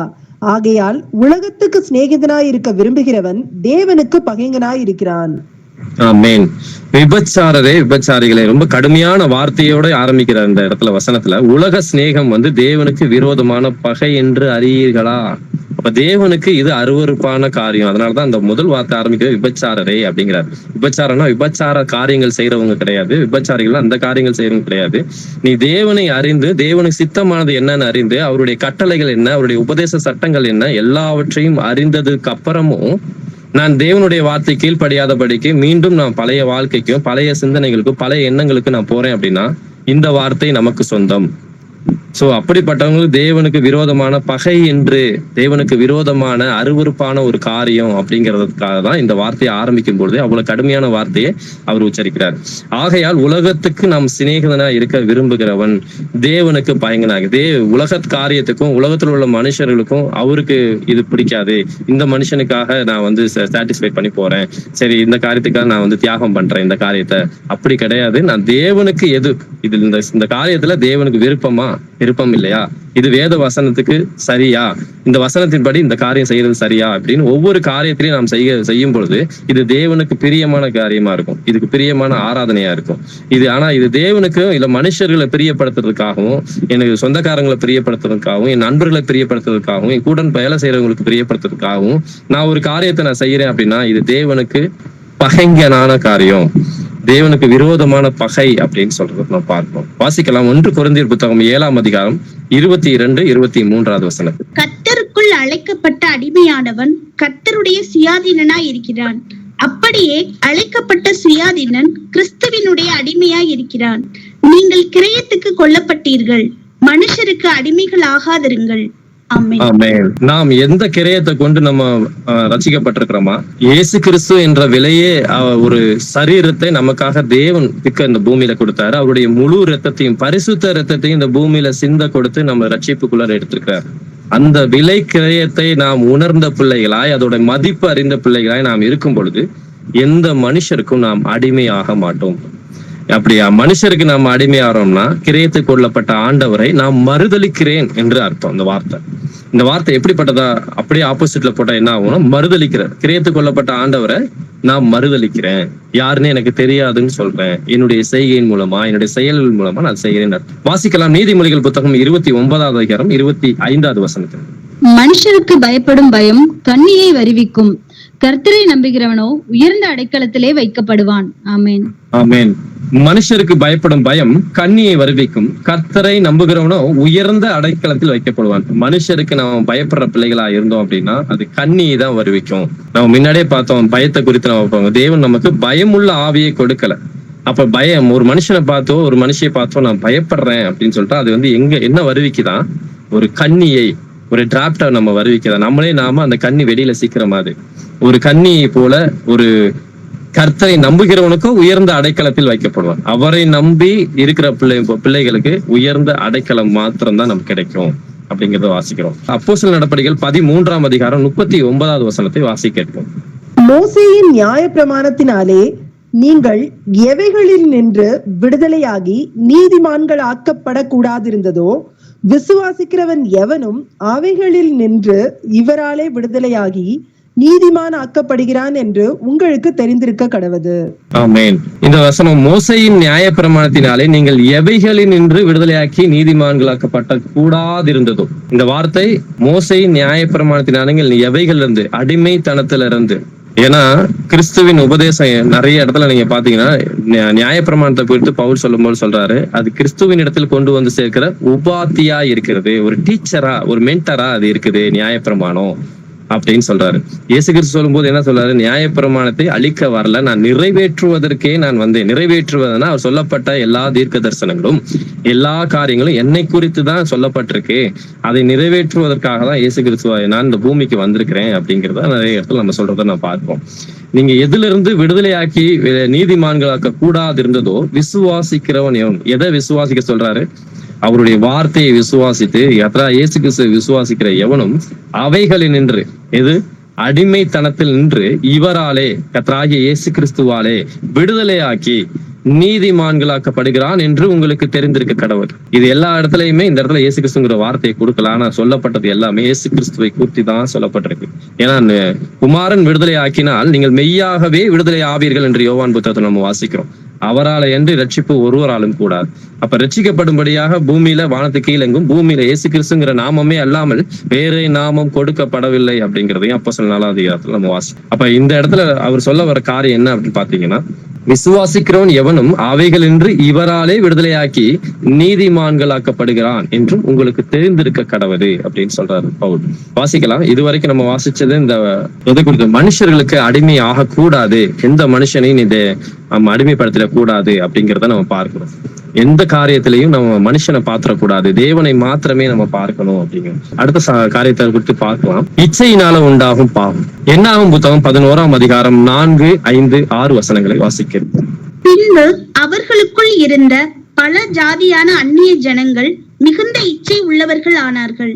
இஸ்ரவேல் புத்திரரும் திரும்ப அழுது, நமக்கு இறைச்சியை புசிக்க கொடுப்பவர் யார்? நான் எகிப்திலே கிரயமில்லாமல் சாப்பிட்ட மச்சங்களையும் வெள்ளரிக்காய்களையும் கொம்மட்டிக்காய்களையும் கீரைகளையும் வெங்காயங்களையும் வெள்ளை பூண்டுகளையும் நினைக்கிறோம். இப்பொழுது நம்முடைய உள்ளம் வாடி போகிறது. இந்த மன்னாவை தவிர நம்முடைய கண்களுக்கு முன்பாக வேறொன்றும் இல்லையே என்று சொன்னார்கள். ஆமென். ஆமென். இந்த சம்பவம் நமக்கு ஏற்கனவே நமக்கு தெரிஞ்ச இந்த பழைய ஏற்பாடுல நடந்தப்ப வனாந்திரத்துல வழி நடத்தி கொண்டு போறப்ப இவர்கள் மாம்சம் புசிக்க கேட்கிறாங்க, இறைச்சியை கேட்கிறாங்க. எங்களுக்கு டெய்லி மன்னாவை மாத்திரமே ஆண்டவரே நீங்க கொடுக்குறீங்க, எவ்வளவு நாள் தான் மன்னாவே சாப்பிட்டு இருக்குது, எங்களுக்கு இறைச்சி கொடுங்க. அது மட்டும் கொடுத்த, அதை மட்டும் கேட்டிருந்தா பரவாயில்ல. நாம் எகிப்திலே கிரயம் இல்லாமல் சாப்பிட்ட, அப்ப எந்த காசும் இல்லாம நாங்க ஃப்ரீயா சாப்பிட்டோம். என்னென்ன சாப்பிட்டாங்கன்னு போட்டிருக்க பாரு, மச்சங்களையும் வெள்ளரிக்காய்களையும் கொம்மட்டி காய்களையும் கீரைகளையும் வெண்காய்களையும் வெள்ளை பூண்டுகளையும் நினைக்கிறோம். அப்ப முன்னாடி நம்ம வாசிச்ச மாதிரி அவங்கள இருதயம் எங்க இருந்துச்சு? எகிப்தை நோக்கியே இருந்தது. அவங்க எகிப்துல என்னென்னலாம் அவங்க அனுபவிச்சாங்களோ அதை குறித்தே, பழைய வாழ்க்கையை குறித்தே அவங்களுடைய சிந்தனைகள் எண்ணங்கள் எல்லாமே இருந்துச்சு. ஆனா நல்லா பாருங்க, இந்த இடத்துல அவங்க சொல்ல கிரயம் இல்லாமல் சாப்பிட்ட மச்சங்கள். அப்ப எந்த காசும் கொடுக்காம அவங்க ஃப்ரீயாவா அங்க சாப்பிட்டாங்க. ராஜ மரியாதை கொடுத்து அவங்களை அங்க வச்சிருந்தாங்க. அடிமைப்பட்டவர்களா இருந்தாங்க. ஏன்னா நம்ம கடைசியா அவங்க அடிமைப்பட போறதுக்கு முன்னாடி கடைசியா அவங்க என் தேவனுக்கா நாங்கள் போய் எங்களை தேவனை ஆராதிக்கணும்னு சொல்லும் பொழுது அவங்க என்ன சொல்றாருன்னு பாக்குறேங்க. அவர் ஸ்டேட்மெண்ட், ராஜா இவங்க வேலை இல்லாம சும்மா இருக்கிறபடினாலதான் இவங்களுக்கு அவங்க தேவனை ஆராதிக்கணும்னு கேக்குறாங்க. இவங்களுக்கு இனிமே வேலை காலையில இருந்து நைட்டு வரைக்கும் வேலையை கொடு, ஆனா இனிமே அவங்களுக்கு அந்த வேலை செஞ்ச கூலியும் கொடுக்காத, புல்ல கொடுத்தோம், வைக்கோலை கொடுத்தோம், இனி வைக்கோலையும் கொடுக்காத, அதையும் நிறுத்தி வை அப்படின்னு சொல்லி ராஜா சொல்றதை பார்க்கும். அப்ப அவ்வளவு கொடுமைப்படுத்தி, அவ்வளவு அடிமைப்பட்டு, அவ்வளவு காரியங்களை அவங்க அடிமைத்தனத்துக்குள்ள இருந்து அவங்க சொல்றதெல்லாம் கேட்டு கீழ்ப்படிஞ்சு இருந்து அவங்களுக்கு கிடைச்சது கொம்மட்டிக்காயும் கீரை வெண்காய்களும் வெள்ளரிக்காய். அதையே அவங்க பெரிய காரியமா நினைக்கிறாங்க. இன்றைக்கும் கூட உலகத்துல நம்ம கிறிஸ்துவுக்குள்ள வந்ததுக்கு அப்புறம் உலகத்துல நடக்கிற எல்லா காரியங்களும், நமக்கு அநேக காரியங்கள், நமக்கு பிரியமான காரியங்கள் எல்லாவற்றையும் விட்டு உலகம் வந்து கிறிஸ்துவுக்குள்ள வந்திருப்போம். தேவன் கர்த்தராகிய இயேசு கிறிஸ்து மெய்யான தெய்வம், இவர் தான் என்னோட வாழ்க்கையை ரட்சிக்கிறாரு, இவர் தான் என்னுடைய பாவங்களை ரட்சித்து மீட்டுக் கொள்றாரு, பாவங்களை மீட்டுற ஒரே தெய்வம் இவர் தான் அப்படின்னு அறிந்து தேவனுக்குள்ள நம்ம வந்ததுக்கு அப்புறம் அவருடைய வார்த்தை கீழ்ப்படிந்து நடக்கும்போது கூட உலகத்தின் காரியம் விட்டு வந்த பழைய காரியங்களை குறித்த சிந்தனைகளும் எண்ணங்கள் வந்தா, நம்ம 2 கொரிந்தியர் புத்தகம் 10வது அதிகாரத்துல 5வது வசனத்தை வாசிச்ச போது, எந்த எண்ணங்களையும் கிறிஸ்துவுக்கு நேராய் சிறைப்படுத்துகிற பிள்ளைகளாய் நாம் இருக்கிற பிள்ளைகளா நாம் இருக்கும் பொழுது, இப்படிப்பட்ட சிந்தனைகள் வந்தாலும் நாம் அதிலிருந்து மேற்கொள்ளுகிற பிள்ளைகளாய் நாம் தேவன் பலம் கொடுக்கிற காரியத்தை நம்ம பார்க்கிறோம். அது எப்படி இருந்துச்சு அவங்களுக்கு? இந்த மன்னாவை தவிர நம்முடைய கண்களுக்கு முன்பாக வேறு ஒன்றையும் என்ன இல்லையே அப்படின்னு சொன்னாங்க. அப்படி இதுக்கப்புறம் நடந்த சம்பவம் நமக்கு நல்லா தெரியும். அவர் காடைகளை வரவழைக்கிறாரு, அவங்க புசிக்கிறாங்க. புசிச்சு மறுபடியும் அவங்க பல்லுல அந்த கறி மாட்டிருக்கும் பொழுதே சங்கார தூதன் உள்ள வராங்கிறத நம்ம பார்க்கிறோம். ஏன்னா அவங்க இடரல் உண்டாக புசிக்கிறாங்க. ஐயோ இன்னைக்கு நாளை கிடைக்காது, கறி கிடைக்காம ஒரு இடத்துல கிடைச்ச உடனே அவங்க என்ன செய்யறாங்க, இன்னும் நிறைய சாப்பிட்டு என்ன செய்யறாங்க, அந்த இடத்துல சங்கார தூதன் வந்து அழிக்கும்படியா அந்த காரியங்கள் நடக்கிறத நம்ம பார்க்கிறோம். வாசிக்கலாம் ரோமர் புத்தகம் 14ஆம் அதிகாரம் 20வது வசனத்தை. போஜனத்தின் நிமித்தம் தேவனுடைய கிரியை அழித்து போடாதே, எந்த பதார்த்தமும் சுத்தமுள்ளதுதான், ஆனாலும் இடரல் உண்டாக புசிக்கிறவனுக்கு அது தீமையாய் இருக்கும். ஆமென். ஆமென். இது கூடவா பாவம் அப்படின்னு நமக்கு தோணும். சாப்பிடுறது கூடவா இப்படியான? ஏன்னா வேதம் நமக்கு சொல்லி கொடுக்குற எல்லா விஷயமுமே பரிசுத்தமான ஒரு வார்த்தையை நம்ம படிக்கிறோம் நம்ம ஒவ்வொரு நாளும். அந்த வார்த்தை நமக்கு சொல்லி கொடுக்குற காரியம் என்ன? போஜனத்தின் நிமித்தம் தேவனுடைய கிரியைகளை அழித்து போடாது, தேவனுடைய செயலை நீ அழிச்சு போடாத, எந்த பதார்த்தமும் சுத்தம் உள்ளதுதான். ஏன்னா வாய்க்குள் செல்வது தீட்டுப்படாது, வாயிலிருந்து புறப்படுவதே தீட்டுப்படுத்தும் கர்த்தராகிய இயேசு கிறிஸ்து நம்ம சொல்லி கொடுத்திருக்கிறார். இப்போ வாய்க்குள்ள போற எந்த காரியமும் பதார்த்தமும் சுத்தம் உள்ளதுதான். ஆனாலும் அந்த கண்டிஷன் சொல்றாரு, எது எப்படி சாப்பிடணுமா, இடரல் உண்டாக புசிக்கிறவனுக்கு அது தீமையா உண்டா இருக்கும். அப்ப எது தீமை அப்படிங்கறத நம்ம பார்க்கணும். மற்றவர்களுக்கு இடரலுக்கு உண்டான கல்லாய் நாம் இருந்துடக்கூடாது, இடரல் உண்டாக புசிக்கூடாது. இன்னொரு இடத்துல நம்ம வாசிக்கும் போது கூட நம்ம பார்க்கலாம். நீதிமொழிகள் புத்தகம் 23:2 வாசிக்கலாம், நீ போஜன பிரியனா இருந்தா உன் தொண்டையிலே கத்தியை வை அப்படின்னு சொல்லி வசனம் நமக்கு இருக்கு. அப்ப போஜன பிரியனா நாம இருக்கக்கூடாது அப்படிங்கிறத நம்ம பார்க்கிறோம். இன்னொரு இடத்துல நம்ம வாசிக்கும் போது, வயிற்றுக்கு போஜனமும் போஜனத்துக்கு வயிறும் இருக்கும், இதையும் அதையும் அழிய பண்ணுவார்னு 1 கொரிந்தியர் புத்தகம் 6:13 நினைக்கிறேன், 6:13வது வசனத்துல நம்ம வாசிக்கலாம். எதையும் அதையும் அழிய பண்ணுவாராம், போஜனத்தையும் அழிய பண்ணுவாராம், சரீரத்தையும் அழிய பண்ணுவாராம். அப்ப எல்லாரும் அழிய போற ஒரு காரியம். ஆனா இந்த பூமியில இருக்கிறப்ப நம்ம செய்யற காரியங்கள், செயல்கள், கிரியைகள் தேவனுக்கு பிரியமா இருக்குதா, தேவனுடைய கிரியை அழித்து போடுறதா இருக்குதா, தேவனை மகிமைப்படுத்துறதா இருக்குதா அப்படிங்கறத நம்ம பார்க்கணும். அப்ப நம்ம இடரல் உண்டாக புசிக்க கூடாது. வாசிக்கல இன்னொரு வசனமும் கூட 1 கொரிந்தியர் புத்தகம் 8ஆம் அதிகாரம் 13வது வசனத்தை. ஆதலால் போஜனம் என் சகோதரனுக்கு இடரல் உண்டாக்கினால் நான் என் சகோதரனுக்கு இடரல் உண்டாகாதபடிக்கு என்றைக்கும் மாம்சம் புசியாதிருப்பேன். ஆமென். இந்த இடத்துல பவுல் சொல்ற ஸ்டேட்மெண்ட் என்னன்னு பாருங்க. போஜனம் என் சகோதரனுக்கு இடல் உண்டாக்குற மாதிரி இருந்தா நான் என் சகோதரனுக்கு இடல் உண்டாக்காதபடிக்கு என்றென்றைக்கும் மாம்சம் புசியாதிருப்பேன். இது அவருடைய ஊழியத்துல ஒரு பகுதி. இது என்னுடைய சகோதரன், அவரு எல்லா புறஜாதி பட்டணத்துக்கும் பயணம் போனவரு. அவர் சொல்றாரு, அந்த பட்டணத்துல உள்ளவங்களுக்கு எந்த சாப்பாடு முதற்கொண்டு அவங்களுக்கு எது பிரியம், எது ஆகாதுங்கிறத அறிந்து அதுக்கு தகுந்தாப்புல தன்னுடைய ஊழியங்களை மாற்றி கொண்டவர். அவர் சொல்றாரு, என் சகோதரனுக்கு அது இடல் உண்டாக்குதுன்னு அந்த காரியத்தை நான் செய்ய மாட்டேன். இந்த மாம்சம் புசிக்கிறது அவனுக்கு பிடிக்கலையா, நான் அதுக்காண்டி நான் அவன் கூட இருக்கும்போது நான் அந்த காரியத்தை செய்ய மாட்டேன். இப்படிப்பட்ட ஊழியங்கள் தான் கடைசி காலத்துல நமக்கு தேவை. ஏன்னா அழிவுள்ள இந்த பொருளை கொண்டு அழியாத அந்த ஆத்மாவை நம்ம சம்பாதிக்கிற பிள்ளைகளா இருக்கணும் கடைசி காலத்துல அப்படிங்கறத நம்ம பார்க்கிறோம். இப்ப இது வரைக்கும் நம்ம பார்த்த அநேக தலைப்புல நம்ம பார்த்தோம். இச்சையினா உண்டாகும் அடிமைத்தனம், பாவங்கிறத பார்த்தோம். அடுத்து மனுஷருக்கு அடிமை ஆகக்கூடாதுங்கிறத நம்ம பார்த்தோம். அடுத்து நம்ம விக்கிரக ஆராதனைய அந்த பழைய ஏற்பாட்டுல அவங்க பண்ண காரியங்கள், மறுபடியும் எகிப்துல அவங்க பண்ண எல்லா விஷயங்கள்ங்கிறத பார்த்தோம். தேவன் கொடுத்த உபதேச சட்டத்துக்கெல்லாம் கீழ்ப்படிஞ்சு செய்யறோமா, கீழ்ப்படியாதவங்களுக்கு என்னென்ன காரியம் அப்படிங்கறத பார்த்தோம். பயங்கிறது பிசாசானவனாலதான் கொண்டு வரப்படுது, தேவன் இடத்துல இருந்து வர்ற காரியம் இல்ல. அப்பா பிதாவின்னு கூப்பிடுற அந்த புத்திர சுவிகாரத்தின் காரியத்தை தான் அவர் கொடுக்கிறாருங்கிறது பார்த்தோம். நம்ம யாருக்கு கீழ்ப்படிந்து அடிமையா நம்மளை ஒப்பு கொடுக்கணும் அப்படிங்கிறதையும் நம்ம பார்த்தோம். நம்ம மனுஷருக்கு தேவனுக்கு பிரியமான ஒப்பு கொடுக்கவா, எதுக்கு நம்ம ஒப்பு கொடுக்கணும், தேவனுக்கு பிரியமா தன்னை ஜீவ பலியா ஒப்பு கொடுக்கணும் அப்படிங்கறத குறித்து பார்த்தோம். இன்னும் 2-3 வசனம் மட்டும் வாசிச்சு நம்ம முடிக்கலாம். கொலோசியர் புத்தகம் 3ஆம் அதிகாரம் 5-10 வசனங்களை வாசிக்கிறோம். ஆகையால் விபச்சாரம், அசுத்தம், மோகம், துர் இச்சை, விக்கிரக ஆராதனையான பொருளாசை ஆகிய இவைகளை பூமியில் உண்டு பண்ணுகிற உங்கள் அவயவங்களை அழித்து போடுங்கள். இவைகளின் பொருட்டே கீழ்ப்படியாமையின் பிள்ளைகள் மேல் தேவ கோபாக்கினை வரும். நீங்களும் முற்காலத்தில் அவர்களுக்குள்ளே சஞ்சரித்த போது அவைகளை செய்து கொண்டு வந்தீர்கள். இப்பொழுதோ கோபமும் மூர்க்கமும் பொறாமையும் உங்கள் வாயில் பிறக்கலாகாத தூஷணமும் வம்பு வார்த்தைகளுமாகிய இவைகளை எல்லாம் விட்டுவிடுங்கள். ஒருவருக்கொருவர் பொய் சொல்லாதிருங்கள். பழைய மனுஷனையும் அவன் செய்கைகளையும் களைந்து போட்டு தன்னை சிருஷ்டித்தவருடைய சாயலுக்கு ஒப்பாய் பூரண அறிவடையும்படி புதிதாக்கப்பட்ட புதிய மனுஷனை தரித்து கொண்டிருக்கிறீர்களே. ஆமென். ஆகையால் விபச்சாரம், அசுத்தம், மோகம், துர் இச்சை, விக்கிரக ஆராதனையான பொருளாசை. சாதாரண பொருளாசை குறித்து சொல்லும்போது எப்படி சொல்றாரு, அதை எதோட கம்பேர் பண்ணி சொல்றாரு பாருங்க. விக்கிரக ஆராதனையான பொருளாசை, அப்படிப்பட்ட காரியங்கள். ஏன்னா விபச்சாரம், அசுத்தம், மோகம், துரிச்சை இந்த கேட்டகரியில சொல்லும் பொழுது விக்கிரக ஆராதனையான பொருளாசை. அப்ப பொருளாசை குறித்து எவ்வளவு மோசமான ஒரு காரியம் அப்படிங்கறத இந்த இடத்துல அவரு எந்த ஸ்டேட்மெண்ட்ல சொல்றாரு பாருங்க. ஆகிய இவைகளை பூமியில் உண்டு பண்ணுகிற, இதெல்லாம் பூமியில நமக்கு உண்டு பண்ணுகிற நம்முடைய அவயங்களை அழித்து போடுங்க.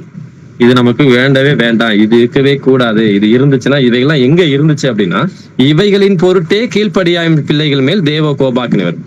அப்ப தேவ கோபாக்கினை யார் மேல வருமா? மேல் சொன்னப்பட்ட எல்லா காரியங்களும், பொருளாசை உள்ளது, விபச்சாரம், அசுத்தம், மோகம், துரிச்சை, இது எல்லாமே நம்ம உண்டு பண்ணுகிற இந்த அவையத்தான், அதுதான் தேவ கோபாக்கினைக்கு நேரம் நம்ம போகுங்கிறத பாக்குறோம். நீங்களும் முற்காலத்திலே அவர்களுக்குள்ளே சஞ்சரித்த போது அவைகளை செய்து கொண்டு வந்தீர்கள். எவைகளுக்குள்ளே?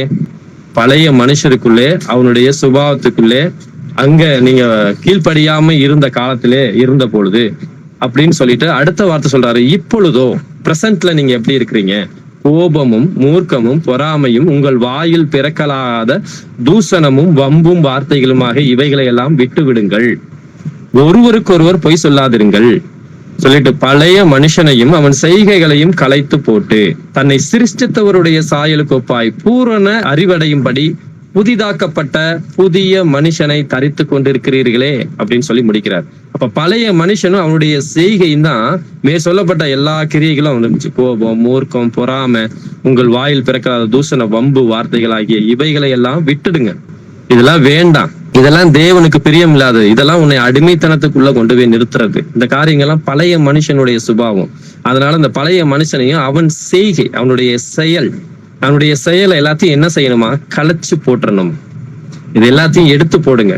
தன்னை சிருஷ்டித்தவருடைய சாயலுக்கு ஒப்பாய். அப்ப சிருஷ்டித்தவருடைய சாயல் எப்படிப்பட்டதா இருந்தது? பரிசுத்தம் இருந்துச்சு, நீதி இருந்துச்சு, உண்மை இருந்துச்சு. அதனாலதான் ஒருவருக்கு ஒரு பொய் சொல்லாதிருங்கள் அந்த வார்த்தையை முன்னாடி உபயோகப்படுத்துறாரு. ஏன்னா அந்த இடத்துல உண்மை இருக்கு. நம்ம சிருஷ்டித்தவருடைய அந்த சாயல் எப்படிப்பட்டதா இருந்துச்சு? பரிசுத்தம் உள்ள தேவன், அவர் நீதி உள்ள தேவன், அவர் ஆவியின் கனி நிறைந்தவரா இந்த பூமியில வாழ்ந்தாரு, வாழ்ந்து காட்டிட்டு போனார், நம்ம வாழ சொல்லியிருக்கிறார் ஆவியின் கனியோடு கூட. அப்ப இவ்வளவு காரியங்களும் பூரண அறிவடையும்படி புதிதாக்கப்பட்ட புதிய மனுஷன். நீங்க 2 கொரிந்தியர் புத்தகம் வாசிக்கும் பொழுது அந்த புதிய மனுஷனை குறித்து அந்த இடத்துலயும் நம்ம வாசிக்கலாம். நம்ம அந்த இடத்துலயும் கூட பழைய மனுஷன் நம்ம செய்கை எல்லாத்தையும் களைச்சு போடணும். தன்னை சிருஷ்டித்தவருடைய சாயலுக்கு ஒப்பான பூரண அறிவடையும்படி புதிதாக்கப்பட்ட, இந்த இடத்துலயும் அதே வார்த்தையை பயன்படுத்தப்பட்டிருக்கு, புதிதாக்கப்பட்ட புதிய மனுஷன். இதுதான் அந்த இடத்துலயும் நம்ம பார்த்தோம். உள்ளான மனுஷன் நாளுக்கு நாள் புதுப்பிக்கப்பட வேண்டும், புதிதாக்கப்பட வேண்டும் அப்படிங்கிறத பார்த்தோம். இந்த புதிதாக்கப்பட்ட புதிய மனுஷனா நாம இருக்கணும் அப்படிங்கறத தேவன் நம்ம இடத்துல விரும்புற காரியமா இருக்கு. இறுதியா ஒரு வசனத்தை மட்டும் வாசித்து முடிக்கலாம். ரோமர்கள் நிருபம் 8ஆம் அதிகாரம் 19-21 வசனம் வரைக்கும் வாசிக்கலாம். மேலும் தேவனுடைய புத்திரர் வெளிப்படுவதற்கு சிருஷ்டியானது மிகுந்த ஆவலோடு காத்து கொண்டிருக்கிறது. அது என்னவென்றால், சிருஷ்டியானது அழிவுக்குரிய அடிமைத்தனத்தினின்று விடுதலையாக்கப்பட்டு தேவனுடைய பிள்ளைகளுக்குரிய மகிமையான சுயாதீனத்தை பெற்றுக்கொள்ளும் என்கிற நம்பிக்கையோடு அந்த சிருஷ்டியானது சுய இஷ்டத்தினாலே அல்ல, கீழ்ப்படுத்தினவராலேயே மாயக்கு கீழ்பட்டிருக்கிறது. ஆமென். ஆமென். மேலும் தேவனுடைய புத்திரர் வெளிப்படுவதற்கு சிருஷ்டியானது மிகுந்த ஆவலோட காத்து கொண்டிருக்கிறது. தேவனுடைய புத்திரர் யாரு? கர்த்தராகிய இயேசு கிறிஸ்து, சன் ஆஃப் காட். அவர் வெளிப்படுவதற்கு சிருஷ்டியானது மிகுந்த ஆவலோட காத்து கொண்டிருக்கிறது. நம்ம எல்லாரும் அவருக்காக தான் காத்து கொண்டிருக்கிறோம். கடைசி நாட்கள்ல நிக்கிறோம்.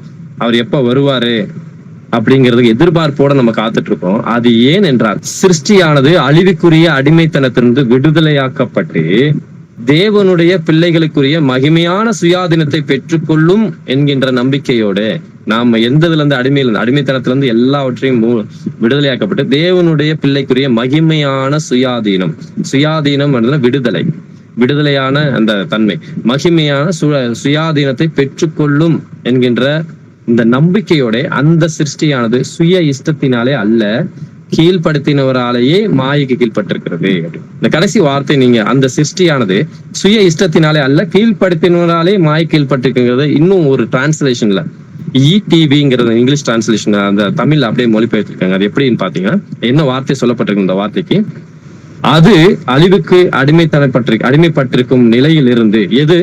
சிருஷ்டியானது, அதாவது நம்மளதான் சொல்லுது, அது அழிவுக்கு அடிமைப்பட்டிருக்கும் நிலையில் இருந்து விடுவிக்கப்பட்டு கடவுளின் பிள்ளைக்குரிய பெருமையும் விடுதலையும் பெற்றுக்கொள்ளும் என்கின்ற எதிர்நோக்கோடு இருக்கிறவா. நம்ம எல்லாரும் எப்படி இருக்கிறோமா?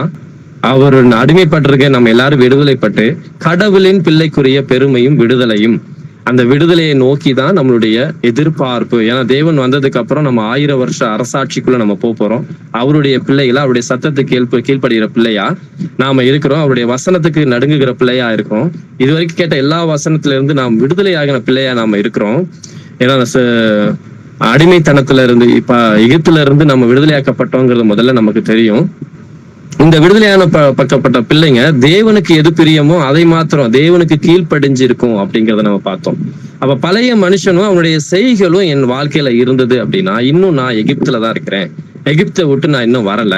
அப்படியே எகிப்தை விட்டு வெளியில வந்தாலும் இன்னும் நான் திரும்பி எங்க என்னுடைய இருதயம் இருக்கு, எகிப்தை நோக்கியே இருக்கிறதா இருக்குது அப்படிங்கறத பார்ப்போம். அது பூரண அறிவடையும்படி புதிதாக்கப்பட்ட ஒரு புதிய மனுஷனை தரித்து கொண்டிருக்கலே அந்த வசனம் முடியுது. அப்ப புதிய மனுஷனை நான் தரித்து கொண்ட பிள்ளைகளா இருந்தேன் அப்படின்னா, நான் பழைய மனுஷன் அவருடைய செய்கைகளையும் கலைத்து போட பிள்ளைகளா நாம் இருக்கணும் அப்படிங்கிறத நம்ம பாக்குறோம். அப்ப தேவனுடைய புத்திரர் வெளிப்படுவதற்கு சிருஷ்டியானது மிகுந்த ஆவலுடைய காத்துக்கொள்ளும். நாம் எல்லாரும் கர்த்தராகிய இயேசு கிறிஸ்து வருவதற்காக தான் நம்ம காத்துட்டு கொண்டிருக்கிறோம். அப்படிப்பட்ட நாம் எப்படிப்பட்ட பிள்ளையா நாம இருக்கணுமா? நம்முடைய உள்ளான மனுஷன் ஒவ்வொரு நாளும் புதுப்பிக்கப்பட வேண்டும் அப்படின்னா, அந்த அடிமைத்தனத்தின் காரியங்கள் என் வாழ்க்கையில, என்னுடைய இருதயத்துல, என்னுடைய சிந்தனைகளை, என்னுடைய எண்ணங்கள்ல இருந்துச்சுன்னா, அந்த காரியங்களை இந்த நாள்ல கூட நம்ம ஒப்பு கொடுக்கிற பிள்ளைகளா, அப்படி ஏதாவது தேவன் எனக்கு அறிஞ்சோ அறியாமல எனக்குள்ள இருந்ததுன்னா அந்த காரியங்களை என்ன உணர்த்துங்க ஆண்டவரே, உணர்த்துங்க ஏசப்பா அப்படின்னு நம்ம கேட்கும் பொழுது அதை நமக்கு வெளிப்படுத்துற பிள்ளையா இருக்கு. அதை அப்படியே ஒப்பு கொடுத்து, ஆண்டவரே இந்த நாள்ல இருந்து இந்த அடிமைத்தனத்துல நான் விடுதலை ஆகிறேன், இந்த மொபைல் போனுக்கு நான் அடிமையா இருக்கிறேன்னா, இந்த மொபைலுக்கு நான் ஒரு நாளைக்கு எவ்வளவு நேரம் நான் செலவு பண்றேன், அப்படி செலவு பண்ணேன்னா இந்த காரியம் தேவனுக்கு பிரியமானதா இருக்கா, தேவனுக்குரிய காரியத்தை தான் நான் அந்த காரியத்துல நான் செலவு பண்ணிருக்கேனா, தேவனுக்குரியதை மாத்திரம் தான் தேடி இருக்கிறேனா, இல்ல என்னுடைய பொழுதுபோக்குறதுக்காகவும் உலக அறிவு அறிந்து கொள்றதுக்காகவும் நான் அதை பயன்படுத்தி இருக்கிறேனா, இப்படி சின்ன சின்ன விஷயங்களா இருந்தாலும் நம்ம எல்லாவற்றிலையும் நாம் ஞானம் உள்ள பிள்ளைகளா இருக்கணும். ஏன்னா கடைசி காலில் நம்ம எல்லாரையும் நம்மை சுற்றி எல்லா காரியங்களும் தேவனை விட்டு பிரிக்கிறதுக்கு எதுவாகவும் அடிமைப்படுத்துகிற காரியமாகவும் தான் இந்த உலகத்துல இருக்கு. அப்ப அந்த எல்லா காரியத்துக்கும் நம்ம அடிமைப்படாதபடிக்கு தேவனுக்கு எது அடிமைகளாய் நம்ம முழுமையாய் நம்ம ஒப்பு கொடுக்கும் பொழுது தேவனுக்குரிய காரியத்திற்கு மாத்திரமே நம்முடைய இருதயம் செல்கிற பிள்ளையா இருக்கும். இந்த நாள்ல கூட நாம் ஒரு ஒப்பு கொடுத்து நாம் ஜெபிப்போமா? எங்களை நேசிக்கிற எங்கள் நல்ல பிதாவே, உமது நாமத்தை நாங்கள் ஆண்டவரை உயர்த்தும்படியாக இந்த நாள்ல கூட ஒவ்வொரு வசனங்களையும் உமது சத்தத்தை நாங்கள் கேட்டிருக்கிறோம். தகப்பனே, நீர் நல்லவர் ஆண்டவரே, நீர் பரிசுத்தர், நீர் நீதி உள்ளவர், நீர் இரக்கம் உள்ளவர் தேவனே, நீர் ஆல்பாவும் ஒமேகாவும் ஆதியும் அந்தவுமா இருக்கிற தேவனா இருக்கிறீர். அதுக்காக எனக்கு நன்றி செலுத்துகிறோம் ஆண்டவரே. நீர் எங்கள் ஒவ்வொருவரையும் சிருஷ்டித்த இந்த உலகம் முழுவதும் சிருஷ்டித்திருக்கிற தகப்பனே, உம்முடைய பிள்ளைகளாகிய நாம் உமக்கு பயப்படுகிற பிள்ளையா, உமக்கு அப்பா கீழ்ப்படுகிற பிள்ளையா, நாங்கள் தேவனுக்கு ஒப்பு கொடுக்கிற பிள்ளைகளா இந்த நாள்ல கூட எங்களை தரை மட்டுமாய் தாழ்த்தி நாங்கள் ஒப்பு கொடுக்கிறோம் சுவாமி. ஆண்டவரே, நாங்கள் இந்த கடைசி நாட்கள்ல நாங்கள் எந்தெந்த காரியத்துக்கு அடிமைப்பட்டிருக்கிறோம் இந்த நாள்ல கூட நீங்கள் கத்துக் கொடுத்துருக்கீங்க ஆண்டவரே. இன்னும் அநேக வசனங்கள் எங்களுக்கு நீங்கள் வசனத்தின் மூலமாய் சொல்லிக் கொடுக்குறீங்க ஆண்டவரே. நாங்கள் வாசிக்கும் பொழுது அந்த வசனங்கள் எங்கள் இருதயத்தை தொடும் பொழுது தகப்பனே, அந்த நாள்ல நாங்கள் ஒப்பு கொடுக்கிற பிள்ளைகளாகவும் ஒவ்வொரு நாளும் நாங்கள் புதுப்பிக்கப்பட்ட பிள்ளைகளாக புதிய உள்ளான மனுஷன் நாளுக்கு நாள் பலப்படுகிற பிள்ளைகளாய், நாளுக்கு நாள் கர்த்தருக்குள் வளர்கிற பிள்ளைகளாய், ஆண்டவரே ஆவிக்குரிய சத்தியங்கள் நாங்கள் அறிந்து கொள்கிற பிள்ளைகளாய், அதன்படி ஆண்டவரே நாங்கள் ஒவ்வொரு நாளும் பரிசுத்தமாகிற பிள்ளைகளாய், பரிசுத்தம் உள்ளவன் இன்னும் பரிசுத்தமாகட்டும், நீதி செய்கிறவன் இன்னும் நீதி செய்யட்டும் நீங்க சொல்லி கொடுத்தீங்க தகப்பனே. அப்படியாக நாங்கள் ஒவ்வொரு நாளும் உமது சத்திய வசனத்தை கேட்கிறவர்களாய் மாத்திரம் அல்ல, அதன்படி செய்கிறவர்களாயும் இருங்கள் அப்படின்னு சொன்னீங்க ஆண்டவரே. எங்கள் பழைய மனுஷனும் அவருடைய செய்கைகளையும் கலைத்து போட சொல்லி இந்த நாள் கத்துக் கொடுத்துருங்க தகப்பனே. அப்படியாக எங்கள் பழைய மனுஷன் அவருடைய சுபாவம் எங்களுடைய அடிமைத்தனப்படுத்தி இருந்தால் தகப்பனே, இந்த நாள்ல நாங்கள் ஒப்பு கொடுக்கிறோம் சுவாமி. எங்கள் ஆவி ஆத்மா சரீரம் முழுவதுமாய் நாங்கள் தாழ்த்தி ஒப்பு கொடுக்கிறோம் அப்பா. ஆரம்பத்தில் நாங்கள் வாசித்தோம் மரியாள் அப்பா, நாங்கள் தேவனுக்கு தன்னை முழுமையாய் அர்ப்பணித்தார், அடிமையின் தாழ்மையை நோக்கினீர் என்று சொன்னாங்கள். அதே போல இந்த அடிமையை தாழ்மையை நோக்கி எங்களை பாருங்கள் தகப்பனே. ஆண்டவரை நாங்கள் எந்தெந்த விஷயத்துல குறைவுள்ளவர்களா இருந்தாலும் கிறிஸ்து இயேசுக்குள் எங்கள் ஒவ்வொருவரையும் நிறைவாக்கி கொடுக்கும்படியாக நாங்கள் ஜெபிக்கிறோம் அப்பா. எங்களை தாழ்த்துகிறோம் தகப்பனே. நீர் மாத்திரம் மகிமைப்படுற துதி கன மகிமை எல்லாம் என் தேவன் ஒருவருக்கு மாத்திரமே செலுத்துகிறோம். எங்கள் மீட்பரும் இரட்சகருமாகிய இயேசு கிறிஸ்துவின் நாமத்தினாலே வேண்டிக் கொள்கிறோம் எங்கள் ஜீவனுள்ள நல்ல தகப்பனே. ஆமேன், ஆமேன். Praise Lord, brothers and sisters.